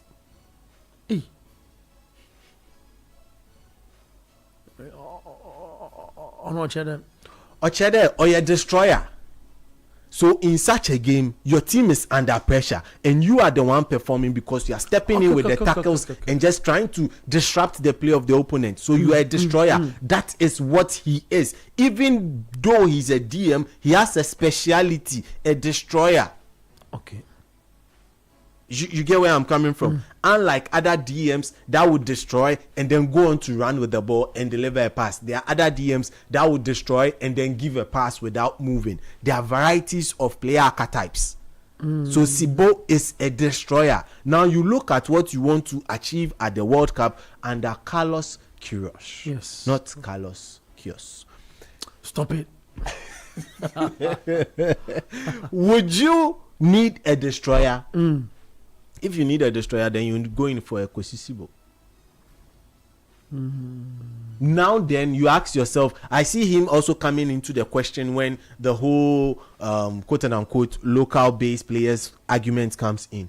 Do you have a destroyer, not someone who break the ball, destroy and pass? No, a pure destroyer like Sibo in the league? That is the question. So for the games that Real Oviedo lost, that he Sibo got minimum 7.0 player rating was the game they lost against Levante by 4-1. Worst in that game they lost at home versus Atletico Madrid 1-0. And also the game they lost against Elche 1-0. These are the games this season in the La Liga that, in fact, these are the games this entire season that Sibo has had a player rating of 7.0 and above. Not even playing for the Black Stars has he been able to amass this kind of rating from the agencies. Hold on there for me. Let's get into the French Ligue 1. It's Le Havre 2, Metz 1, Paris FC 0, Lille 0, Rennes 1, Rennes 1, Nantes 0. It's 21 minutes into that game in the French Ligue 1. And that's how events are so far in terms of live updates. Como finished the game against Genoa, beating them by 2-0 in Genoa's home or Genoa's home grounds. Talk about the Stadio Luigi Ferraris. So that's the happening or what are transpiring. The Borussia Dortmund is currently the game is currently underway. It's 0-0 between Dortmund and Freiburg, but Stuttgart and Werder Bremen ended 1-1. That's it. So as for Elche in La Liga, it's 2-0. So that's by way of update. 0539 986 996 0539 986 996. I'm sorry. Said you were on a point before. No, I'm done. So okay, you're talking about the Kwesi Sibo's performance. Yeah, Kwesi Sibo is he's a destroyer. He's a destroyer, and that's a different profile. So if you are looking for the ultimate destroyer, it's been shown clearly that in this case it's a Kwesi Sibo player type of player that you may need. But then the question is, do you need a destroyer in the Black Stars going forward? That's the big question that we would need answers to going into the FIFA World Cup. This is the Republic of Football on 97.3 City FM. You're welcome if you just tuned in. There's a mix of what we talk about in relation to Bruno Fernandes and the Pogba talk of whether if he's playing for Manchester City, he would have been winning the Ballon d'Or back to back. Certain pundits disagree. We'll get to share our thoughts on that as well. Let's get few messages in. This says, I'm seventh keeper from Cape Coast. Should Kopama go to the World Cup? Yeah. No, but at this point in time, you look at that particular position for England. If you are taking 3 players, Number 10. Kopama will go 3 players for that position in this English national team. 3 players. And then what would you play in number 10? Number 10, of course. Number 10, it's you see. Who would be your top 3? Abi, just one thing before I go on to say that. I answer that. The coach in charge plays a different system. Thomas Tuchel. Yes. So a player might be a number 8, a number 10, but the role given to the player may vary. True. The role given to the player. It's just by arrangement of the pitch formation it is, but when we get to the game proper, the principles of play might just be different. Yeah, that's why when they are calling, they just call defenders, midfielders, attackers. They don't even call strikers, they call attackers. Yeah. So everybody playing in that forward role. So it varies. Okay. It varies. Good afternoon, guys. I'm Coach Jude from Adenta New Legon. You guys are doing marvelously good. Comments. And I want to commend you guys. Manchester United win tomorrow. Yesterday, Banku back. He says, Enzo is the only world champion for both the club side and international side. Such disrespect, Charlie. What the Bamusa now? Who the Bamusa? I could mention some players. It's Torres, Fernando Torres. You don't want to talk. You like bad, you talk.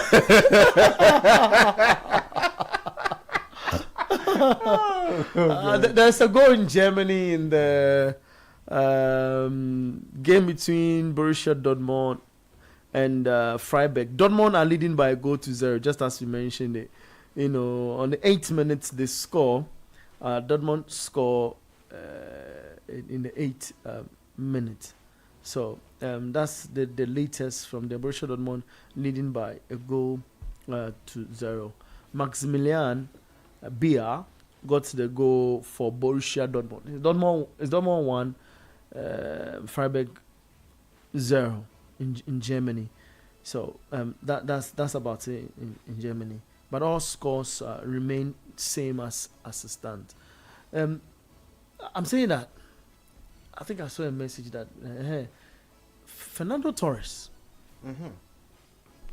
he won Champions League for Chelsea. Yeah.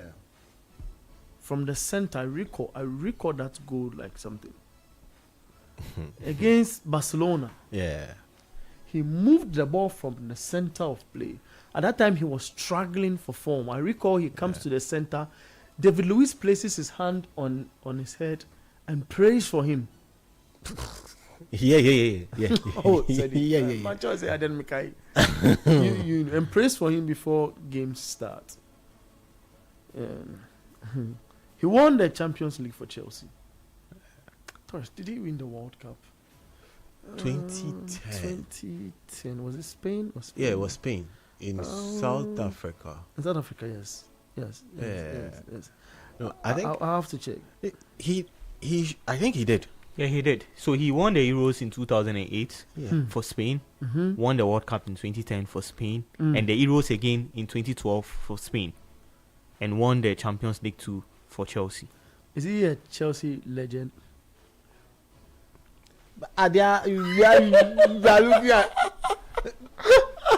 So let me explain. The guy says such disrespect because Enzo has won the FIFA Club World Cup and that cup. What's the name? FIFA World Cup. Conference Conference League. for Okay. Chelsea. No, so he was trying to And say he's saying that he has won it's- international trophies for both. international team. Yeah. So yeah, for Chelsea and also Yeah. for Argentina. so I asked that Fernando Torres won the Champions League for Chelsea Yeah. and won the World Cup. Now you even add more of the laurels he Yeah, won. Euros 2008 and 2012. Is he a Chelsea legend? Would you describe him in that fold? No. Wow. Do you say same, Sadi? Oh no. So to Don't you think it's disrespectful to a No. World Cup winner no. for you to have said that a player, I won't say who single-handedly, but that's goal in that Champions League night. Yeah. The celebration, I don't know better words to use or even adjectives to borrow. No, that one it But I was think revenge. Revenge served cold. Of course, it was not Cole Palmer scoring that goal. Yeah, giving bass. I No beg you. problem. So my point I'm asking, is he a legend at Chelsea? You guys say no. Come on, why do you say no? You see, as a legend, there are some few things you have to do both on the field and off the field. And for Fernando Torres at Chelsea, his time at Chelsea was very, very, very difficult for him because when he was even playing on the field, he could see he struggled a bit. I understand that goal that he scored against Barcelona really helped Chelsea win the Champions League. In the that made Chelsea progress from the semi-finals to the final. That they helped them win the league, win the Champions League. But because of some few performances and some performances he put up for Chelsea, he wasn't putting up a But very he good. had a medal as a Champions League winner for Chelsea. Yes, he did. But you see, boss. you can have a Boss. medal. You can. Yeah, my brother. Simple question, Kwabena, before you finish. Look, the players who won, Borussia Dortmund have scored a second goal. Hold on a little. We'll come back to the players the who- time they need to be scoring goals, they were drawing. But let's update listeners and let them know that they are up by, they're up by 2 goals to 0. Borussia Dortmund, they just scored in the game. And it is the African. Is it the African who scored? Yeah. Sehu Girassi, Yeah. who scored for Borussia Dortmund. Dortmund. So they are up by 2 goals to 0 against Freiburg. This one is just a party time. Bayern already, they've won the trophy. I said we'll talk about Bayern and the goalkeeper who's about to do 3 trebles in 3 different football seasons. But I mean, the Fernando Torres situation. Kobna was Yeah, answering. yeah. And I just wanted to say something quickly. A line. Okay. Yeah. All the players that won a trophy or they won the Champions League for Chelsea the first time, all of them, it's not all of them that are club legends. Ryan Bertrand was part, is he not? Yes. Is he a club legend? No. What makes a club legend? Good. Thank you for the question, sir. So a club legend, it's a combination of, I don't think this tackle is- exceptional I don't think this skills. tackle is a yellow card. Hold on with the club legend and said you come talk about. So come now. There's been an incident in a Chelsea game which gives Lucas Mecca yellow card. I think he went in for the tackle and as a result the leg went into. Yeah, there was a high Caicedo's. foot. Yes, a bit of high Yeah. foot, but Is that a yellow card? it's debatable. But I feel it's a yellow card. Hey. Oh, yeah, is that policy? Oh, yeah, oh, yeah, I say me if you, I say me, Sorry, back to that legend topic. Thank you. So a combination of exceptional skill, immense longevity, and defining memorable moments that impact a club. Again, say that again. Exceptional skill, a combination of exceptional skill, immense longevity. Thank you. The English is coming now. And then memorable defining moments. The guy is a legend. No. It is a combination of these three things. I'm coming. No, hold on. We can't take one and leave the others. That is it. I agree. How long did he spend at? How many years was he at Chelsea? Hold on. That alone defeats the argument of they said, what skill did he really have? Exceptional combination of skills. Fernando Torres at Liverpool was a different Fernando Torres at Chelsea. So Fernando Torres is more likely to be a legend at Liverpool than at Chelsea. But the Liverpool people don't want him because of how he also left the club. Fernando Torres spent 3.5 years at Chelsea. Yeah, it's not long enough. Arriving in 2011 with the helicopter, of course, and departing, of course, on loan in August 2014 before making the move permanent in 2014. He made 172 appearances and won the Champions League, the Europa League, and the FA Cup. What did you say the legend meaning is again, Sadi? So you need a combination. Yeah, you read it. Read it verbatim. A combination of exceptional skills. I know why you are just trying to settle. A combination of exceptional skills. Yes. One. Immense longevity. I feel 172 appearances is enough. 172. Yes, please. See, Abosu. 3 years at the club. Ryan Bertrand even had more appearances. Oh, Kwabena, please help me with that. Did Ryan Bertrand win Champions League? Yes, he was FA Cup. He was in the team that won the Champions. No, he won Champions League. FA Cup, Europa League. I'll check all those for you. Check all those details for me. And then defining memorable moments. Like the Barcelona game. That is his only moment. That is his only moment. Let me tell you. The only part he has is the defining moment because one. Apart from the Barcelona one, he also helped. If you do 100 plus games for a club, but you know, 100 plus games. How many games do they play in the season? Maybe I'm coming to give you a point. Fair point. The second one was also helping Chelsea win the Europa. He scored the first goal in the Europa final against Benfica. Yeah, I remember that game so well when Chelsea won by 2-1. Yeah, so. That's the only aspect. That's another memorable. Yeah, but that's the only defining moment. He just has a defining moment. But he doesn't have longevity if he does 172 games appearances. No. Caicedo, if he doesn't. Caicedo is on the ground. Yeah, if he doesn't get. We'll get back to finish. If he doesn't get up, he might be out. To finish. Yeah, he might be out. The Fernando Torres thing. I just brought that in. I thought these guys were going to say he's a legend. Then we'll move on to another matter. No, but he's not. They seem to Caicedo is in pain. Hey, somebody's asking Floyd Helstonberg. Hey, that guy is a legend though. Hey, please, those days that they play with the baggy shirt, please, those players, they are different breeds. So I want to read messages on our stream. Hey, these guys. 0539 986 996 0539 986 996. Okay. I thought Chelsea has scored another goal. This was a fantastic save from to the Robert Sanchez. He's been excellent today. Let me go through messages. We'll get to talk about Robert Sanchez too. This one says, Swift comment says, Abeku, guys, please, I want to know if the South African hosting the women's AFCON when there's problem in the country. I think you want to ask what happens.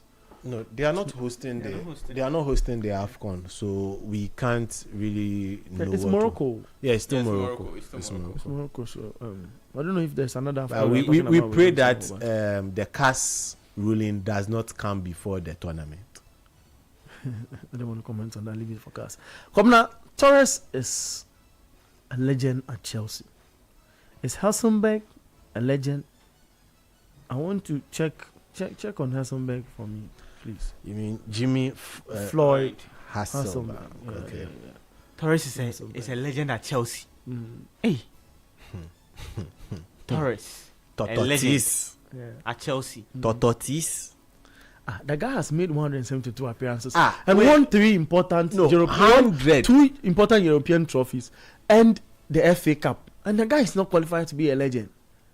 Look, let me tell you for a fact. If your impact. Garnacho stays at Chelsea, manages to stay at Chelsea 4 or 5 years. not 4 or 5 years, It's too much. till the end of next season, he would have played more than 100 games for Chelsea. That's guaranteed if he's playing. No. Because With this medical team, this celebrity medical team in place, he will play more than 100 games. the very year we talk about, he won the FA Cup 2011-2012 and won the Champions League in same year. Yeah. And the following season, he wins Won the Europa for the club. Yeah. So how can this guy be a legend for this football? How many club? goals did he score for Chelsea? You check the Essenberg thing How for many me. goals did he score for Chelsea? No, hold on. Okay. Luis Suarez hasn't won the league or Champions League at Liverpool, but he's mentioned as one of their legends. Because he had defining moments. He had a long career there, and he helped Liverpool with a combination of his skills. Torres was broke a lot rubbish. of record over Torres was rubbish at Chelsea. No matter how you look at his numbers, he never came close to the form he had at Liverpool. Thank you. Kobinamo says that. I mean, it's your namesake, so yeah. But I don't. This legend matter there. Well, I don't know. Okay, so can I talk about Jimmy Floyd Hasselbank? Yeah. So yes, he's a Chelsea legend. He's a Chelsea legend. Yeah, he played 4 seasons. Hey, and And then then- He scored 87 goals. Your favorite Did Torres score 87 goals? What did he win? Good. He won Golden Boot Premier League. That's an individual award. We are talking No, about but he helped the club. No, let's talk about collective first. No, the Golden Boot was an individual award, but the goals he did not take it home. He added it to Chelsea's numbers. Oh. This kind of argument I don't like. No, he was one of the key of players proud to Abramovich purchasing Chelsea. This kind of argument. Oh. It takes us on top of that roof where there's no roofing, there's no shield. So Okay. we all go at it, and it becomes too pinting a little. Oh, Yeah, okay. but Charlie.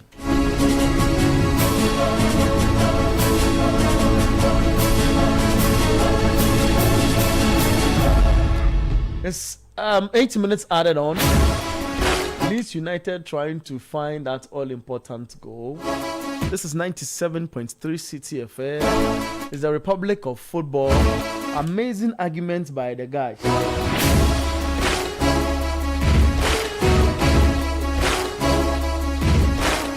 The guys on YouTube say the legendary status is about impact. What is impact then? A player who wants 3 important trophies for a club becomes a team player, does not score a number of goals, and one who scores a number of goals, the team don't win laurels, individually gets an award, is recorded as a legend of a club. Wow. How many goals did Drogba score? But is he a Chelsea legend? Drogba there is legend, Papa. Hey, no one should. Drogba is more than a legend. He's untouchable. Hey.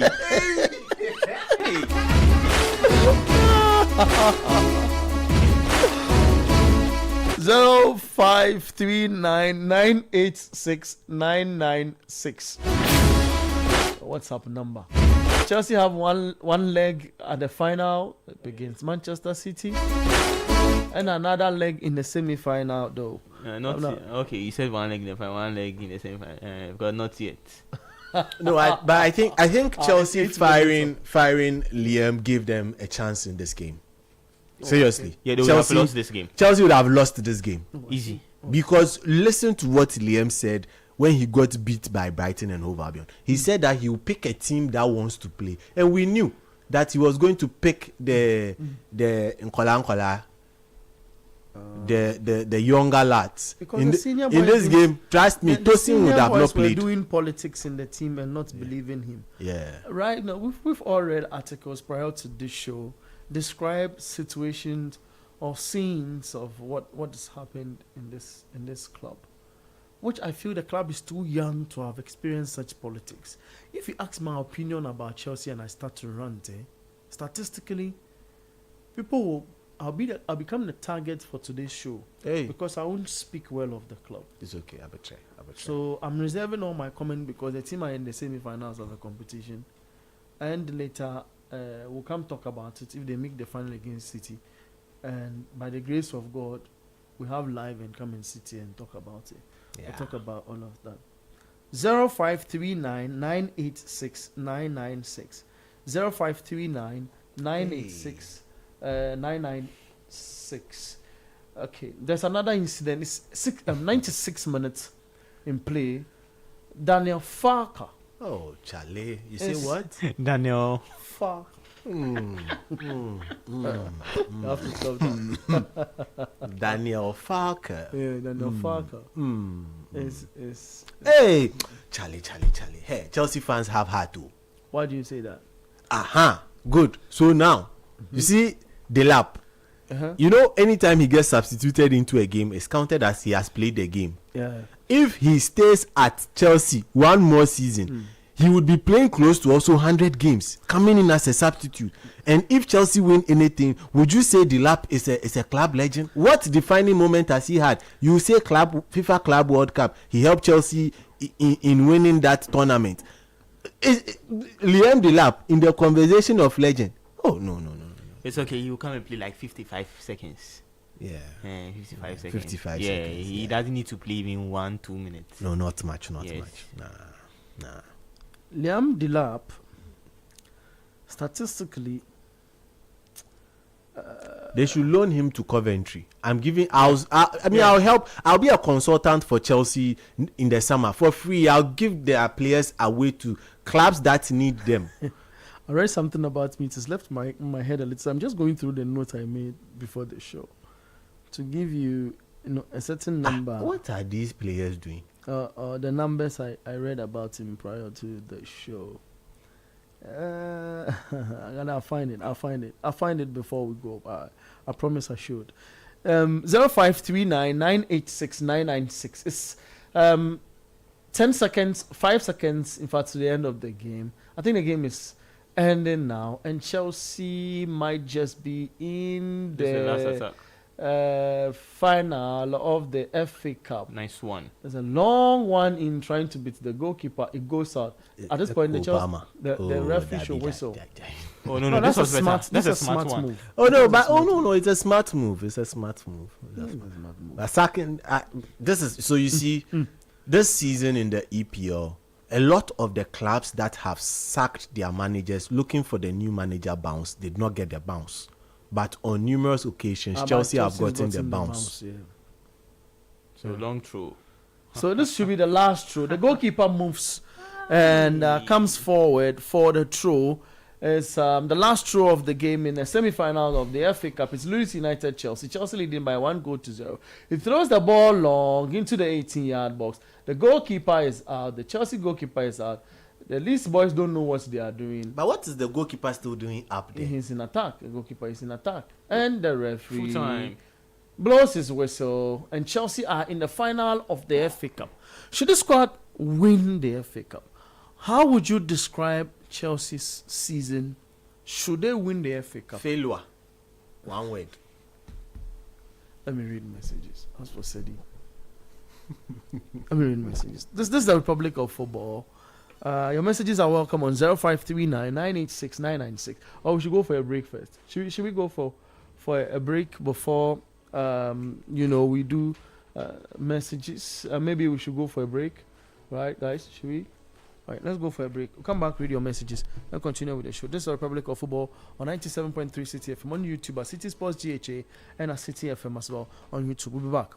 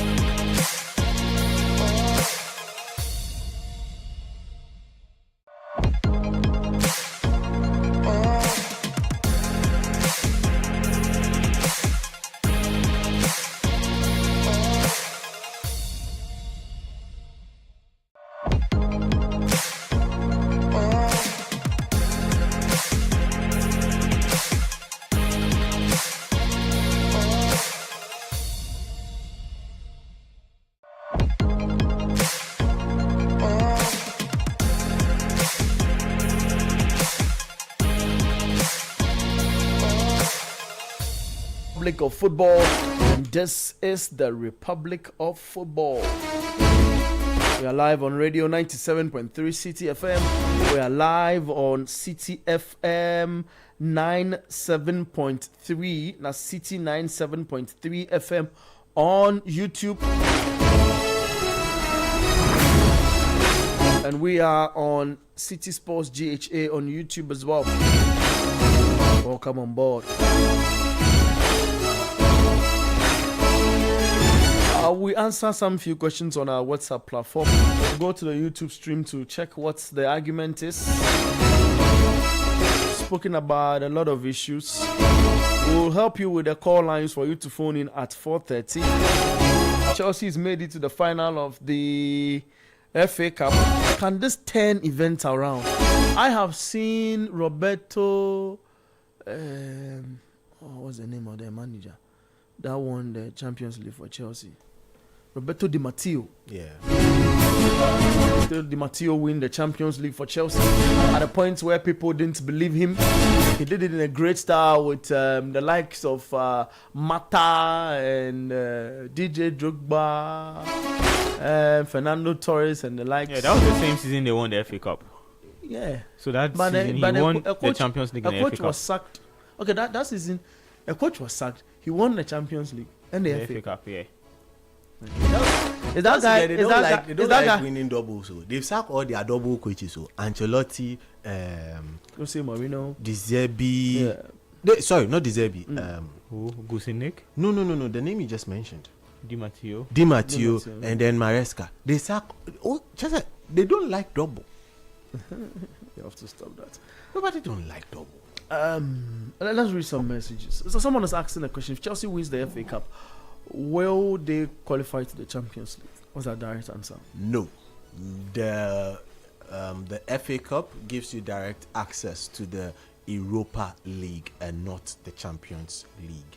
So should Southampton have won and go on to win the FA Cup, they would have made it to the Europa League, whether they play in the Championship or play in League One. Same applies to Leeds, same applies to Chelsea, same applies to Man City. But Man City find themselves in a different stratosphere because they are qualifying for the Champions League. That would mean that there will be, if City wins it, that would mean there's more European spaces for the English teams. Okay, Claire, I believe. I agree with Paul Pogba on Bruno Fernandes winning the Ballon d'Or or back-to-back, but English football doesn't support players from other leagues to win the Ballon d'Or. It's a lie. They supported Cristiano Ronaldo, he's a Portuguese. They supported Rodri, they supported he's a Rodri, he's a Spanish. The Madridistas, we don't need Enzo Fernandez at Real Madrid because he has grudge with Mbappe at the 2022 World Cup final, so he should go elsewhere. Raymond, stop that. If you watch Madrid play, no one will tell you that the people who are having as for Madrid, stake, as for not Madrid, even before. As for Madrid, it is this guy who's making Madrid ordinary. What's the guy's name? The coach. Abeloa. Undu Hokra. So is Abeloa a Madrid legend or a Liverpool legend? A Liverpool legend. Hi City Sports. Please, can you update me on our star boy Semenyo? Why didn't he start yesterday for City? And he wasn't on the bench as well. Is he okay? And also, is our new coach going to consider Edin Ketia and Odoi? I need you guys, your thoughts from Emmanuel inside the Blakuma. Both injured. Is he? They are both injured. That's Edin Ketia and Odoi. So I'm not sure they'll play in the World Cup. For Semenyo was just rested. Yeah. Because he played over the midweek. Yeah. He has been playing literally. Yes, even so the guys who rested. played midweek, they came in as substitute. Most of them. Gehi was also rested. Florence from Winnipeg says, I extend my warm greetings to the sports crew, the authentic and super discussion I have ever encountered. Because of the light out, I was not able to join the discussion early.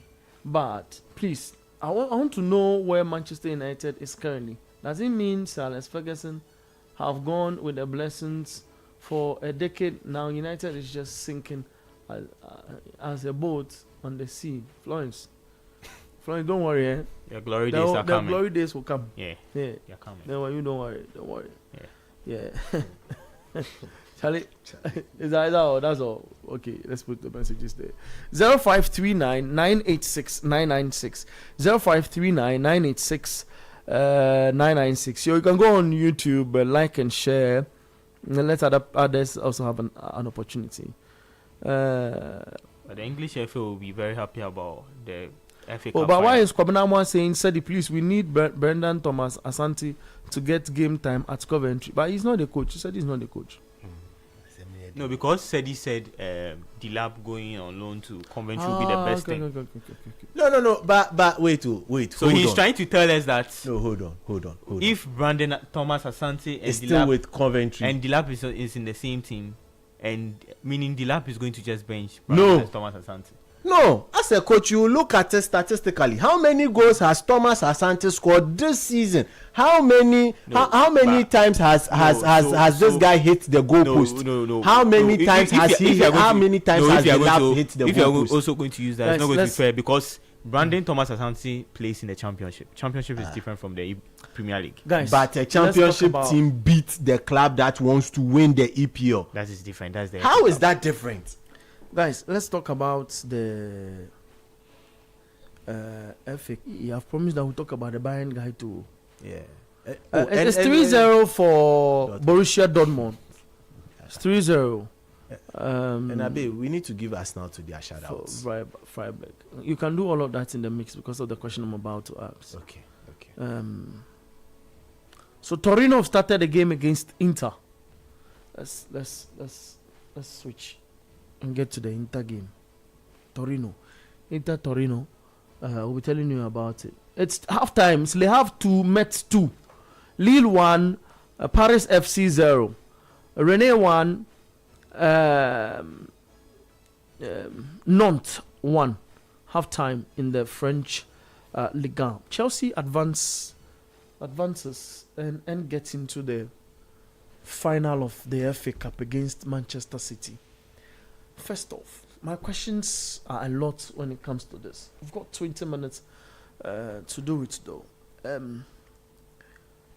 I had an Arsenal fan, before the kickoff in that game against Southampton for Manchester City, scream at Pep Guardiola and says he's causing pain to him. Let Arteta win.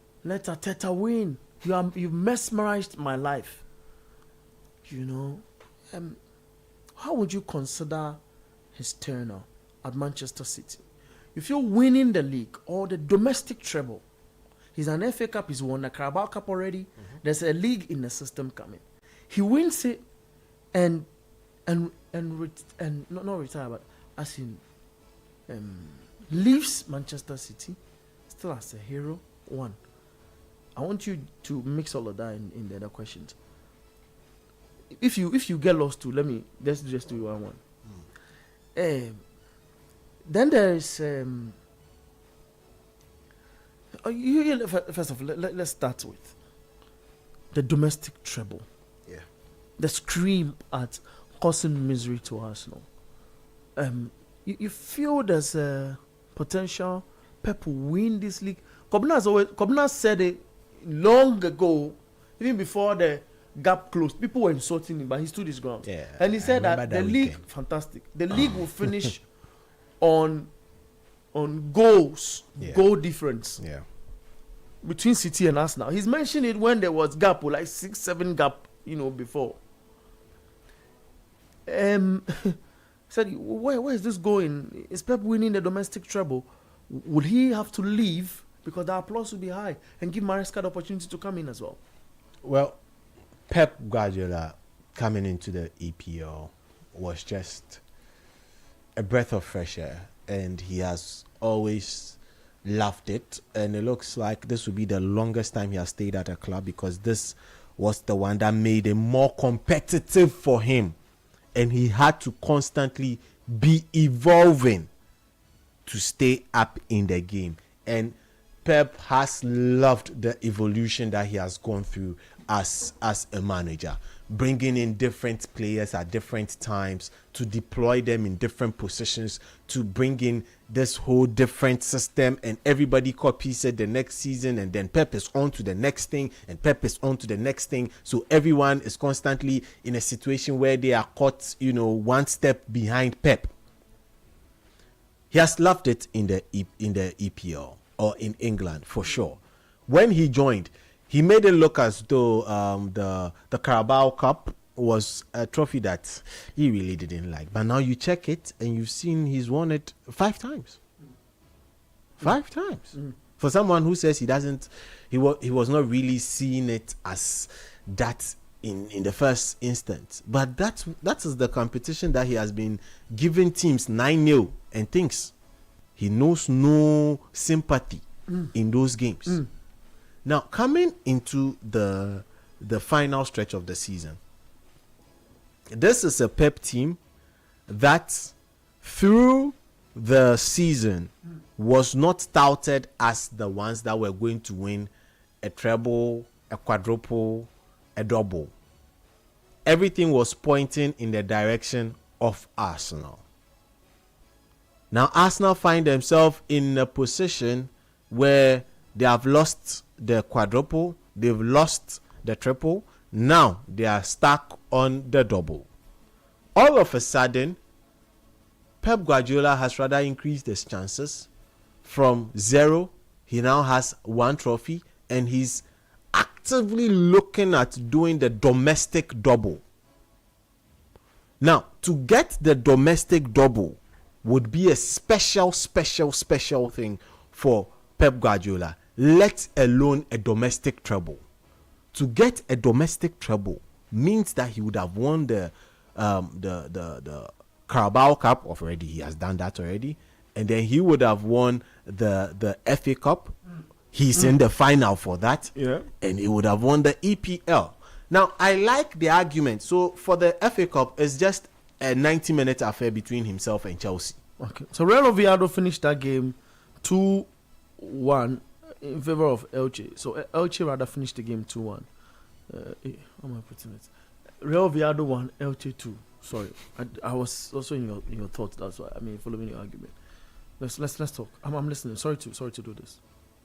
Yeah, you were saying something. Yes. So Pep, domestic treble, started the season wobbly. Was not the one being pointed out for any of the trophies. Now he has 1 trophy already. Should he get the second, which is a 90-minute game between his team and Chelsea, that is a domestic double. But now let's talk largely about the EPL. Should Pep win the EPL, that is a massive statement for City and a massive blow for Arsenal. Arsenal led the league over 190 days and more. They were on top of the league. Arsenal led the league with a huge gap of up to 9 points. But now everything has shrunk down to goal difference. I like the part of the conversation that people speak that the league would be won on goals. We've seen it happen before. But in this case, would it be Arsenal? That is where the question lies. Because Arsenal's goals are the only thing that is going to prevent Pep from winning the domestic treble. You feel the fixtures left for Arsenal, they are able to win all? Arsenal's game against Newcastle yesterday made me know that there's no small fixture for Arsenal till the end of the season. For large parts of that second half, I think they would have done everyone in the stadium good if they were all just juggling the ball in their various independent boxes, and then they'll just come and play 5 minutes at the end. The game was flat in the second half. I don't even understand Victor Gyökeres anymore. It's in that case, it's not about Victor Gyökeres. This Victor Gyökeres, who is struggling to find goals at Arsenal, goes to Sweden and is scoring. Okay. So what is wrong? Then it goes down to tactics.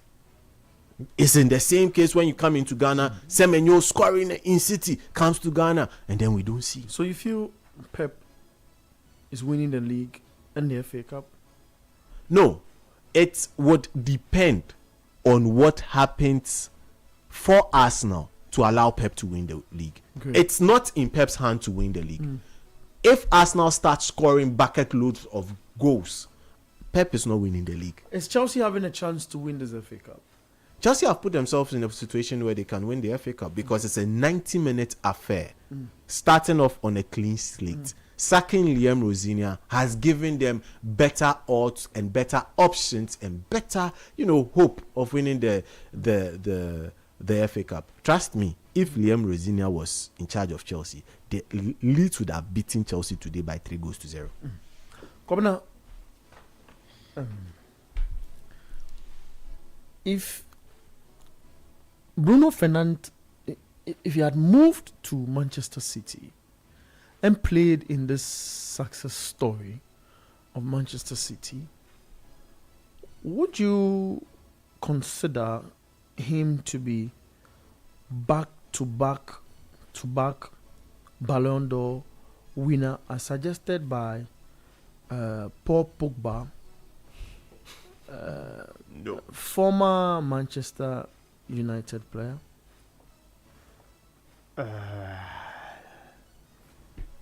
No. Why do you say that? Okay. Hey, this is very difficult. But one, this is The a- no was not difficult, but Okay. the explanation is difficult. okay. So no, because one, City had the likes of Kevin De Bruyne who played for the club. And So if Kevin De Bruyne had been if Bruno had been in the same team with Kevin De Bruyne, I wouldn't have still gotten him close to the Ballon d'Or, you say? who would have started? Well, maybe redefining the role of Kevin a little, because Bruno's role too is sometimes defined a Eight. little. I say 8. So meaning now, Bruno play more as a deep line playmaker. Then No, deep line won't get him to be excellent as you would want to see him. that's the thing. So it's going to be very difficult. So I feel like if Kevin De Bruyne was still in the team, Bruno's still in the team, it's going to be very difficult. But if Kevin De Bruyne was in the team and Bruno being in the team, he can get a chance. But it's still difficult because we saw how good Kevin De Bruyne was for Manchester City. The assists given and the goals that he did, he helped City win the Champions League. He won important laurels for Manchester City, but still we couldn't see him as part of people competing to be part of the Ballon d'Or winners. So it's going to be very difficult if Bruno was to be at City and to get back to back Ballon d'Or. Is going to be very, very difficult. Wow. Eric Chineboa says Gundogan was never the same since he left Manchester City to Barcelona. So does it make him an overhyped player? Foden was not overhyped. He was performing in line with the hype prior to him winning the PFA. Bellyman from Pig Farm sent in that message. The people are discussing whether you are contradicting yourself or you are not contradicting yourself. They are just fighting over it. Yeah, but what you have to say, you have said it, so that's fine. Sadi, I don't know what your argument is. Paul Pogba, who has won the World Cup with France, who has won a couple of trophies in Italy, and the FA Cup. Did he win the FA Cup with Manchester United? That's under Louis van Gaal's time. Was he there? Yeah. Was he there during Louis van Gaal's time? Yes, he won the FA Cup. He won the Europa too. No, he won the Europa. Mourinho I was- recall. Yeah. With Jose, because he had a lot of scuffle with Jose. Yeah. But Louis van Gaal is what I don't remember. But I mean, I follow what you say. Come now. And I have to backup check. But you feel he's in a team with Kevin De Bruyne. He's not winning the Ballon d'Or back to back. He's not even starting, let alone winning. That's the whole thing. Why is he not starting? You see, we started a conversation earlier, and then I mentioned player archetypes. player profiles, and the You feel they play in the same role? not only playing the same role, they are very similar players. So who do you start? Kevin De Bruyne, Bruno Fernandes? Unfortunately, I'll start Kevin De Bruyne. I'll start Kevin De Bruyne over Bruno. I'll start Kevin De Bruyne. Okay. Both of them play very Beautiful similar. goal. Inter Milan 1. Inter 1. That's Thuram. Is this Thuram? Yeah. Okay. A beautiful cross okay. from Di Marco. No, Di Marco. He's So- getting a lot of assists this season for Inter. Inter 1, Torino Yeah. 0. Wow, boy. Inter 1, Torino 0. What activates the lines in 6 minutes for you to also have Inter are your say? just getting closer to winning the Serie A title again. No one is going to come closer to them too. Yeah. They would win it. The two teams behind Inter are just not as serious as all the teams around Chelsea in the EPL. Yeah. Yeah. I get You that. see, I spoke about that particular thing that the teams below are not really serious. If they were serious, they would have bypassed Chelsea.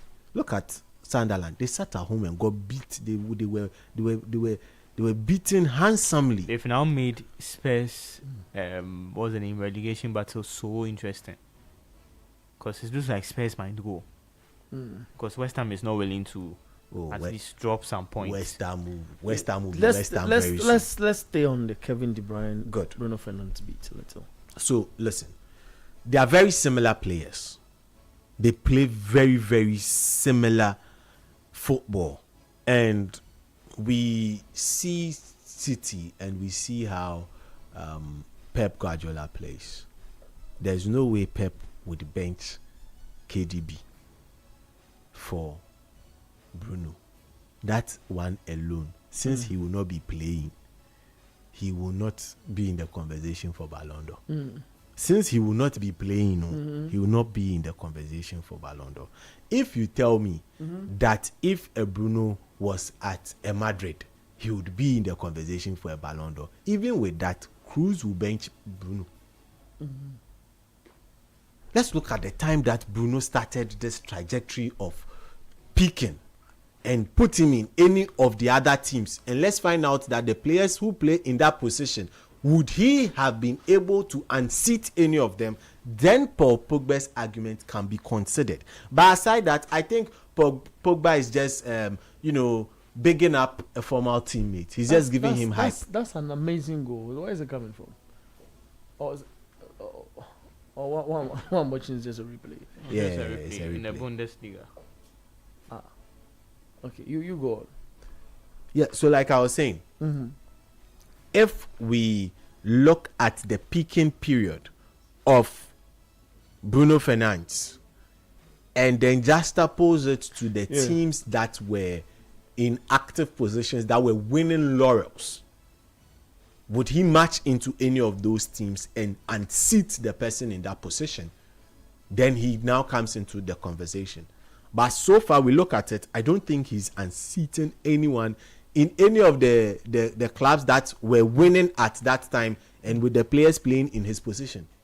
So I think Paul Pogba is just giving thumbs up to a colleague who maybe should have come in a different era.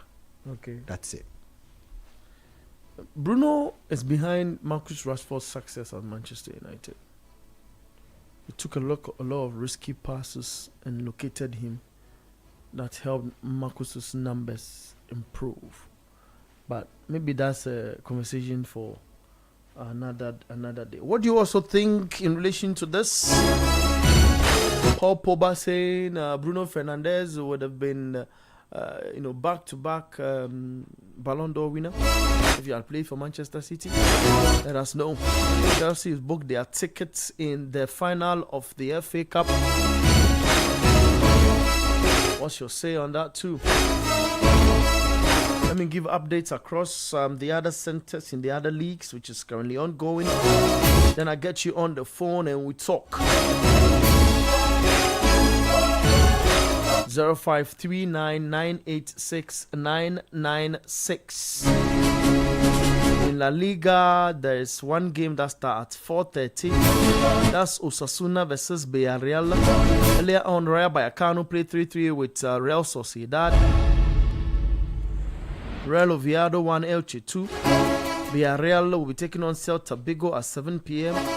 The German Bundesliga is halftime. Borussia Dortmund 3, Freiburg 0. Earlier on, Stuttgart played 1-1 with Werder Bremen. Italian Serie A, Fiorentina played 0-0 earlier on against Sassuolo. Genoa suffered a 2-0 defeat against Como. Inter are leading Torino by a goal to 0. Fantastic goal we described to you here on radio. AC Milan versus Juventus at 6:45. There's Lorient up against Strasbourg later at, I beg your pardon. Lorient suffered a defeat against Strasbourg, beating them by 3-2. They have 3, Metz 2, Paris FC 0, Lille 1.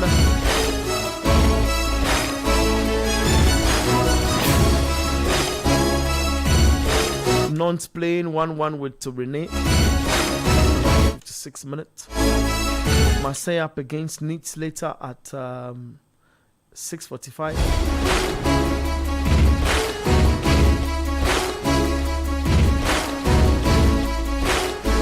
There's something I was going to talk about before we get on to the lines.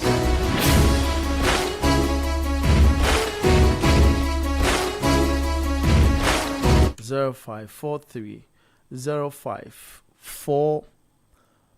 0549 986 996.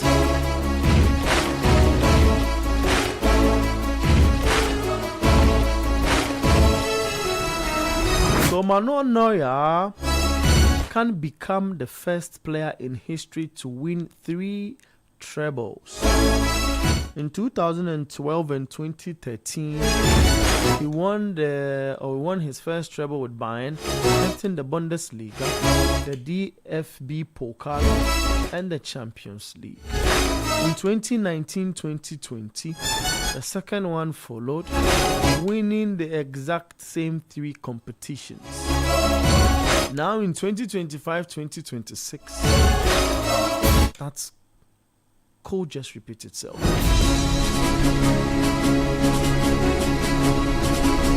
Now that's a proper legend.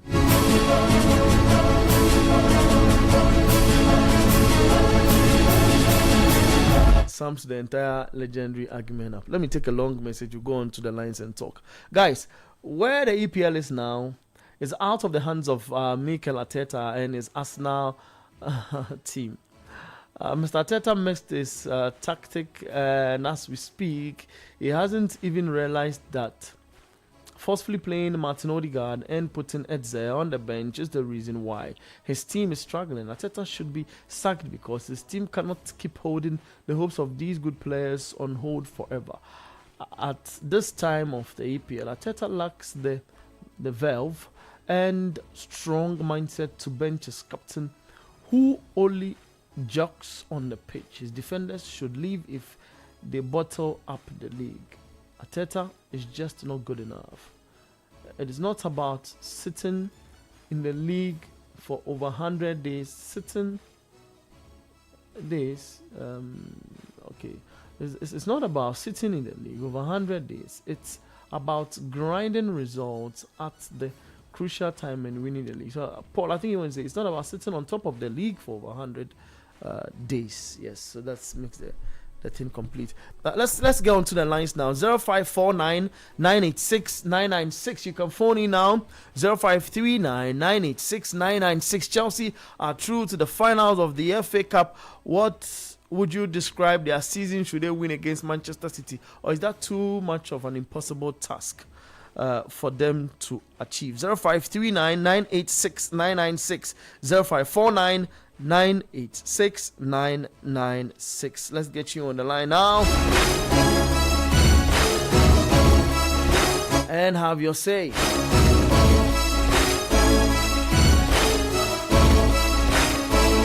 Paul, I see your message. I did that for you. Let's go on to the lines. 0539 986 996. Hello, good evening. Your name, where are you talking to us from? Oh, Bernard, very watcher. Ima, how are you doing? Oh, my man. Great to hear from you, you know. Good to hear your voice. Always good to hear your voice. You guys are BBC standard. See that thing. Thank you very much. God is the greatest always. Is it? I said we appreciate that. God is the greatest always. You guys are just. Charlie, you remember? Is it around 2011, 2012? Charlie, Manuel Neuer. United should have signed Manuel Neuer, but Bayern Munich just came and just took that. Charlie, use their German powers to took the guy away from us. Charlie, it was very painful. It's very painful. I agree. Because, at the point, Ronaldinho too. Because that game against Shaka, even though we scored them, but the skill that guy made on that day. I think in the Ronaldinho situation too, when he was at Paris Saint-Germain, interestingly, Manchester United, Ronaldinho had signed for a certain number of years. I think about 5 years or 4 years. Then the discussion was up about his behavior in France, and then his brother. It's good Ronaldinho didn't come. Like if Ronaldinho come, like we'll not get Cristiano Ronaldo. Well.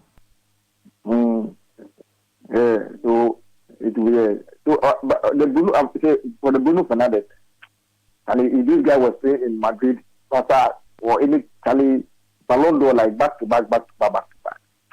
But you believe not Manchester City? And even in every city. Charlie, this guy. See, look at the strikers United are playing with Rasmus Holland, wasting chances anyhow. Esco, Zegri, OS. Charlie, some strikers, Charlie, because Charlie Bruno should have even had more assists than even this. Because some of the chances he created, most of these wasted by, how they call it, Rashford and Charlie. So for Bruno Fernandes, for the past 5 years in his position, no one comes close. But it's just that the team that is playing, and now the struggles of United makes things very difficult for Bruno to even between and what he has achieved as a footballer. But this season, I'm waiting for him to win the Premier League of the season, because in this Arsenal team, there's no Arsenal player. I don't think any Arsenal player deserves the Player of the Season this season. Well. There's no Arsenal player. I don't think there's even an Arsenal player who deserves the Player of the Season this season. Even if they win the league. Well, even if they win the league, I don't see any outstanding player in this Arsenal team. And I'm saying this will be one of the worst team to ever win the Premier League with even points. Well. So awful. And none of their players deserve to even win the Premier League, the Player of the Season. Okay. You've done your... That's my opinion. Fantastic. You've done your 2 minutes. I want to pick another person, so you come again, okay? That's my opinion. So, but I don't know why United, you don't play matches on weekend, and always they are putting our games on weekdays. I don't know what they are doing. People are giving your team a lot of rest. I don't know what rest time. They are still not able to do something. But we'll talk later. Thank you very much, Ima. Let's get another call on the line. Hello, good evening. Your name? He was on for a minute. 0539 986 996 0549 986 996. Let's get talking. Kindly phone in and share your thoughts with us. Hello, good evening. Your name? Where are you talking to us from? Hello. All right. 0539 986 996. Hello, good evening. Your name? Where are you talking to us from? Hello, good evening. Yes, please. Your name and where you're talking to us from? Yes, my name is Max. I'm calling from Sakumono. Maxwell, talk to us. What's your argument? It's my argument. It's not just an argument, but you have to ask now. For the Bible says in Ecclesiastes chapter 7, verse 8, better is the end of a thing than the beginning. Therefore, the patient in spirit is better than the pride in spirit. So what I'm saying is that the end is very, very important. So Arsenal must learn how to be able to finish a league. In doing so, they will be able to win. But if from the beginning they start and they are going, Pep have that experience, which Arteta will have to have patience to be able to acquire that experience from him. So you can see that Man City don't have that beginning of this season right. But as the season comes to an end, you see that the performance of Man City is very good. So if the Bible says in Ecclesiastes chapter 7 verse 8 that what? Better is the end of the beginning is very, very important. And I think Man City are playing to that. Secondly, you have to do with Bruno Fernandes. You see, he's a player of Manchester United, of which I'm a supporter. And I think that many people should stop the argument that if he's in Man City, he could have been winning the Ballon d'Or and all. Where God has purpose for him to be, that's where he is. And he's in Manchester, and it's good for us. Because next season, we are going to take the lead, and people should look out for us. Thank you very much for the opportunity. Hey, bro, thank you very much too. Hey, did he say United will win the league? Okay, the line drop. 0549 986 996. 0549 986 996.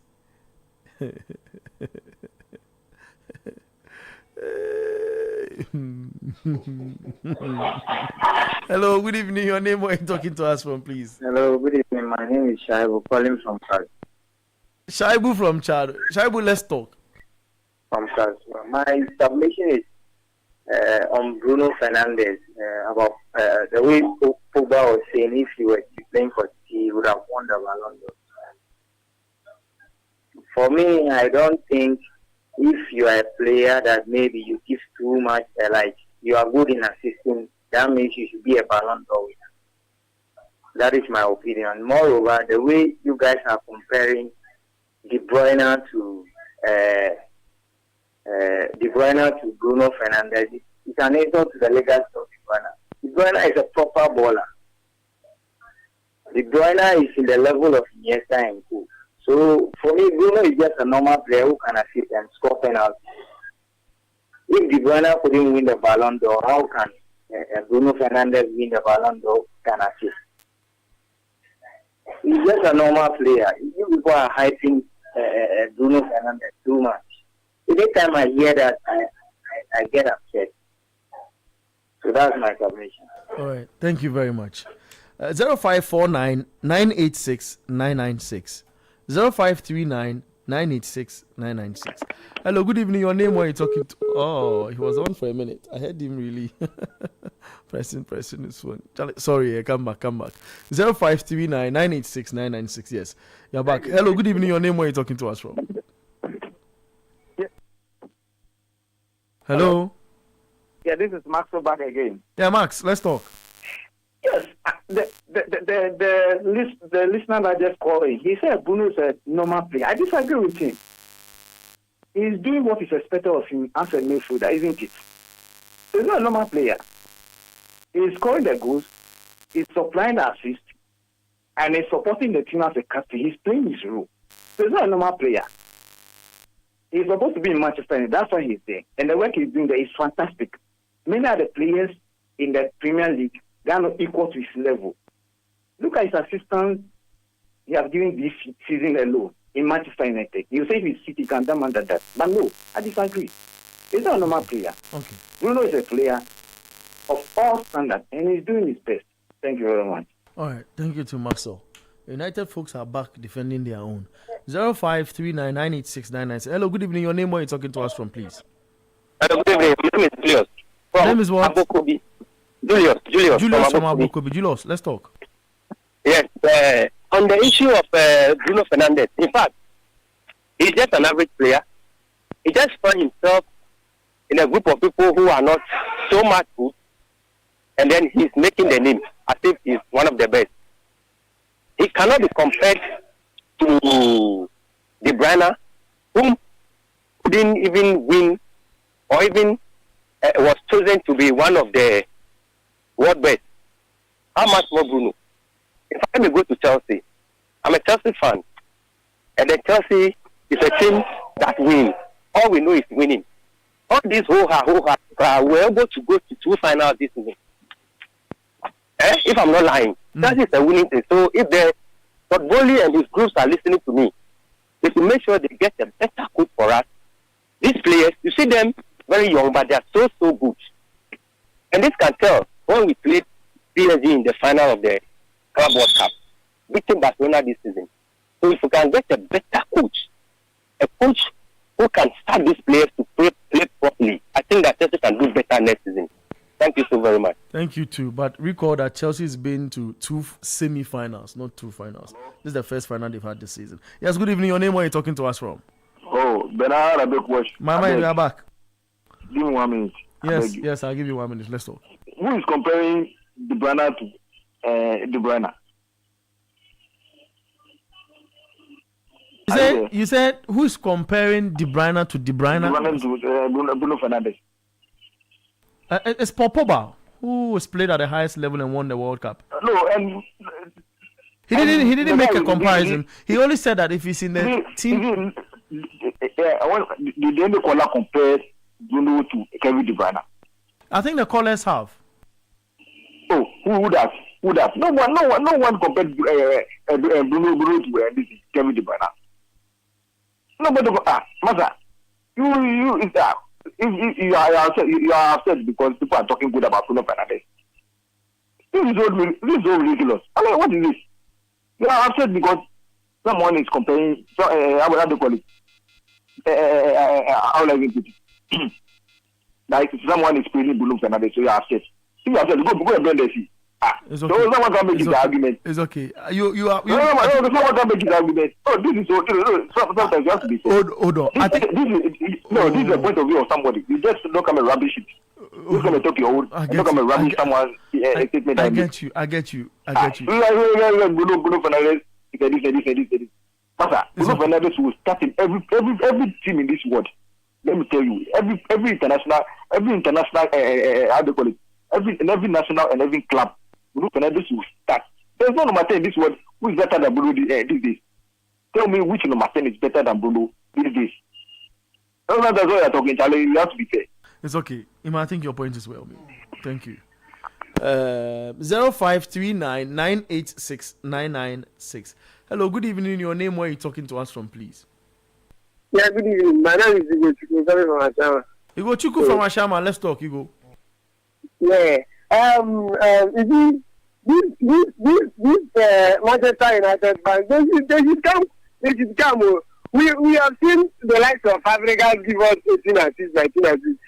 We have seen Thierry Henry give us 20 assists in the Premier. We have seen Kevin De Bruyne. Kevin De Bruyne has done this many countless times, and probably he's one of the best. But see, this Bruno Fernandes is in the city to be winning Ballon d'Or. He's just doing the normal thing. This is expected of him. You're giving nine corner assists. The corner that you guys are bashing. The same Manchester United are bashing, and your midfielder is giving 9 corner assists. 9 out of 8, 9 corner assists. Then he deserves the Premier League player of the and the Ballon d'Or. Because he's not. We will be here. He just falls into it. He's just a kind of a good player. I'm not taking anything away from him. He's a fantastic player. He does his work. He does it, and awareness. His awareness is excellent. So he's just doing his work. As for people telling us that he's the best midfielder, that one they are won't agree. After that, the best midfielder, that one I won't agree. But as for his work, he's doing it fine. Thank you. Thank you, Chigo. 0549 986 996. 0539 986 996. Hello, good evening. Your name, where are you talking to us from, please? Good evening. My name is Samuel, and I'm calling from Asuchai. Great. Sammy from Asuchai, please speak up a little. Let's talk. What's your argument? Okay, I have a little submission to make with regards to Fogber's comments on Bruno Fernandes. I vividly remember, I don't know if you guys do, during De Bruyne's last season in the Premier League, he was asked to pick between himself and Bruno Fernandes. And he blatantly put Bruno Fernandes on top, saying that Bruno's caliber is way above his. And then I heard Sedi making a submission that Pep Guardiola would never pick Bruno over De Bruyne. And I doubt it, because if Pep Guardiola had a player of Bruno Fernandes' caliber in his team, he would have done far, far better. He would have even picked the Champions League final he lost during his first season when he progressed to the Champions League final.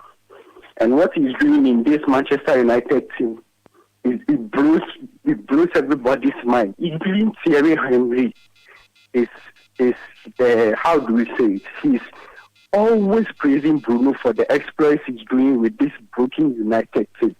So just imagine if he was in a proper functioning team like the Manchester City team, he would have done maybe 10-fold of what he's doing currently. So no one should downplay the effectiveness and then the caliber of player Bruno is, because he's always pulling his weight and carrying the team along wherever he's performing. Thank you. Thank you too. Bro. 0539986996. Hello, good evening. Your name, where are you talking to us from, please? Yeah, my name is Desmond, calling from Nungwa. Desmond from Nungwa, let's talk. Yeah, Abeku, you know something? You tell me, bro. Ogba be my guy. Yeah, man. But this Kevin De Bruyne and Fernandez issue there, Charlie. Odanka, getting to table to enable the team back because this issue, I don't know how I will talk him. There's no way you can compare Bruno Fernandes to Kevin De Bruyne. In the last 5 seasons, Bruno will be the best midfielder for England. Not to talk of he being better than De Bruyne. How? It don't pass say Bruno De Bruyne was team back. Bruno is starting ahead of De Bruyne. What did they talk? You know, this argument, they hold water. You know, they hold water. Me probably my guy. But this issue, they are also you can team back, Charlie. Serious. Charlie, Kevin Kweku De Bruyne. Only go about him. What are you saying? Bruno, it's because Bruno, in the last 3-4 seasons, he's been the best player in Manchester United. That's one fact. He's been the best player in United. But after United, who? In City, who like one? It's not better than De Bruyne. Not even talk of Cruz, Modric, they all senior him. It's better than them. So this argument there, make the listeners know come do this thing their bed. Actually, thank you. Thank you too, bro. Wow. He left. Let's pick another caller. 0549986996. Hello, good evening. Your name, where are you talking to us from? My name is Michael. Mike, what's your argument? Michael. I'm coming from Winneba. I'm calling from Winneba. Yeah. Cheme? My argument is should I just say Bruno and Fernandez, because if Bruno should be playing on Manchester United, I don't think anyone will know Bruno. Currently now, how many assists did Bruno have with his current club? Are you asking a question? I'm asking a question. How many assists did Bruno have with his current club? 18 for Manchester United, right? For Manchester United. Yeah. 18. He had 18. So how many did Kevin De Bruyne have? And what season or generally his career at Manchester City? How do you want to put the question? No, this season. This season he's injured. Okay, he's injured. It's because of Bruno is not playing with the best. If you look at in Manchester City, you have Martinez, you have Fernando Silva, you have the likes of a very good player. Aguero. Then you are comparing Bruno with It's okay. This one. That's fine. It's okay. This one. Oh, you should have allowed him under this one there. But anyway, Kevin De Bruyne is a coffee. The line drop. Kevin De Bruyne it's a Friday born. He was born on June 28, 1991. That was a Friday, so he's not quick like a listener said. It's coffee. 0549986996. Yes, please. Your name? Where are you talking to us from? Oh, I'm Biggs from Ashama. Andrews. Biggs. Ernest, let's talk. I had a conversation that Bruno and he said this for this guy. Bruno Fernandes is better than, or he said Bruno Fernandes would be lifting the Ballon d'Or. Bruno Fernandes, if he had been in the Manchester City scored or Would team be- would have would won be the lifting the Ballon d'Or Ballon d'Or back to back. Yes, please.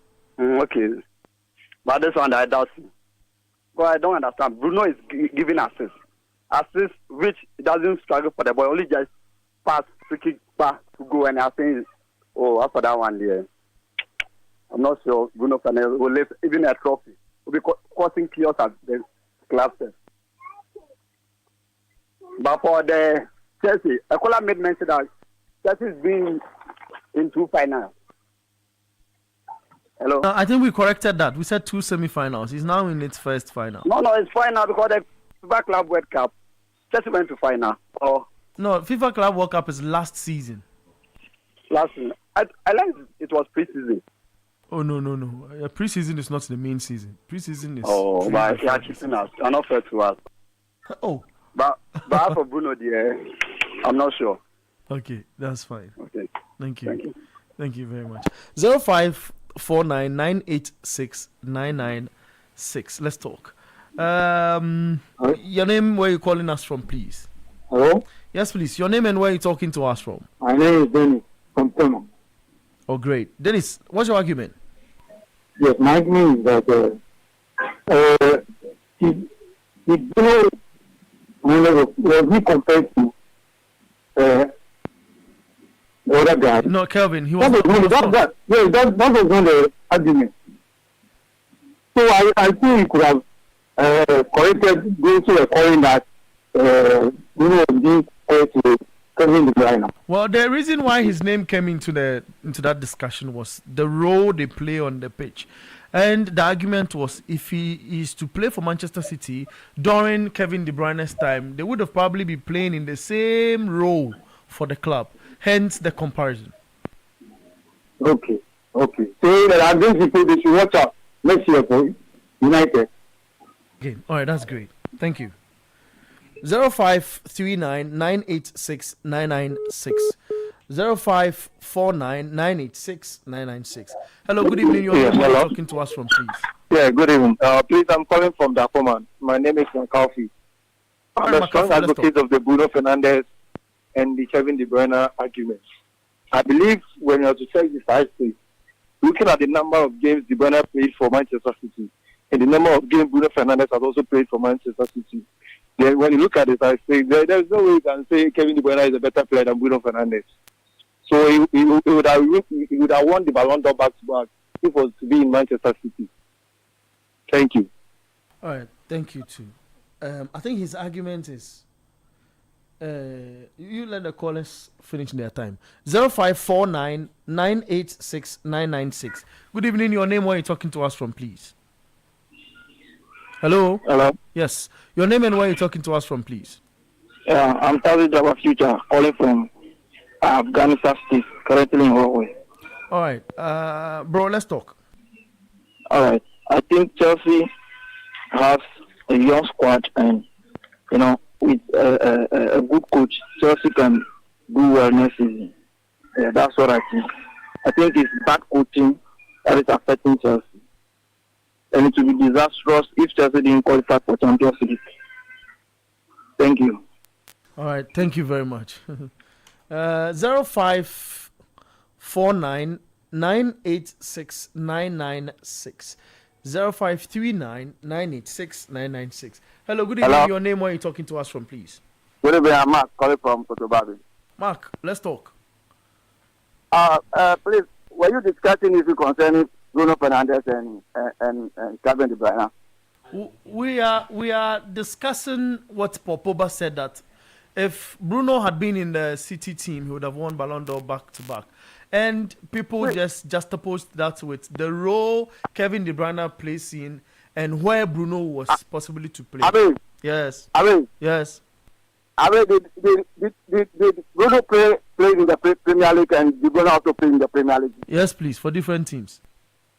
How many seasons Bruno is playing at the Premier League now? It should be over 5 seasons now. Fine. The exact season I'll tell you. That means that it doesn't hold water. How you compare? Because Pogba have said that Bruno Fernandes, when he's playing for Man City, he has been winning the Ballon d'Or. It is actually not true. Seriously. Saying this, I don't get it at all. It's Bruno Fernandes. He's been playing in the Premier League alongside Kevin De Bruyne. And maybe the great man has not even won the Ballon d'Or. And then you guys are saying that he has been playing the Premier League at Manchester City. He would have won the Ballon d'Or. That's fine. Calm down. Those people who are saying that it doesn't even hold anything. We don't even want to hear that argument anyway. But let me talk about my team now. I heard Fred saying something that Pep Guardiola. You think when the season started, nobody was giving any points at all, or was Arsenal giving a point and Man City was not giving anything. I'm talking. We all started from zero. Okay, so if we all started from zero, what is the argument that Man City, they have been playing the league, they have been doing this and blah blah blah blah blah blah blah. At the end of the day, after it's lifting the trophy, seriously, after it's lifting this trophy once and for all, and this argument of Pep don't have to play that. The Pep said it at the desk that always after Man City match, Pep Guardiola. He has been winning matches and he has been losing matches. He was beaten by Real Madrid home and away. What did he do? It's okay. Thank you very much. He was beaten home and away. He couldn't do anything. So that's true. That argument of Sergio always saying that Pep Guardiola is good this argument about that. Thank you. Thank you very much. That's it for the calls. We're not answering any other call on the show. Thank you very much, Sednam. Sedi Edmond. Something not pertaining to football. I'll let football slide. Okay. I'll let football slide. You have shout out to something? Yeah. Okay, let's do it and go. I have sell out to do. Yeah. So shout outs to all Arsenal fans. The league lies in your hand. Whether you win or not, it's the goals that you would score. It is not me. It's okay. You say you are not going to talk about football. I'm not talking about Thank football. Much. But happy birthday going out to Prince. Yes, Prince Dankwa. He's a very, very solid guy. I enjoy working with him a lot. Fantastic. Yeah, AKA Double. He will understand. Double. Happy birthday to you, Prince Dankwa. Hard guy. Solid guy. He's spotted. It was so. Shall I come to anything before we go? Congratulations to Chelsea for qualifying to the finals. No, qualifying for advancing. To the finals of the FA Cup. It's a very good one for them, and I'm just praying they'll be able to do well to win, so that at least they can play in Europa next season. It's very difficult. Thank you very much. But better luck to. We want to see a lot more in the EPL. Since Arsenal have decided to make it a ding dong affair, they could have walked away with the league. This is the same guy who said they went ding dong. Thank you very much. Ding dong affair. Thank you very much. That's fair. I am Bernard, a big coach.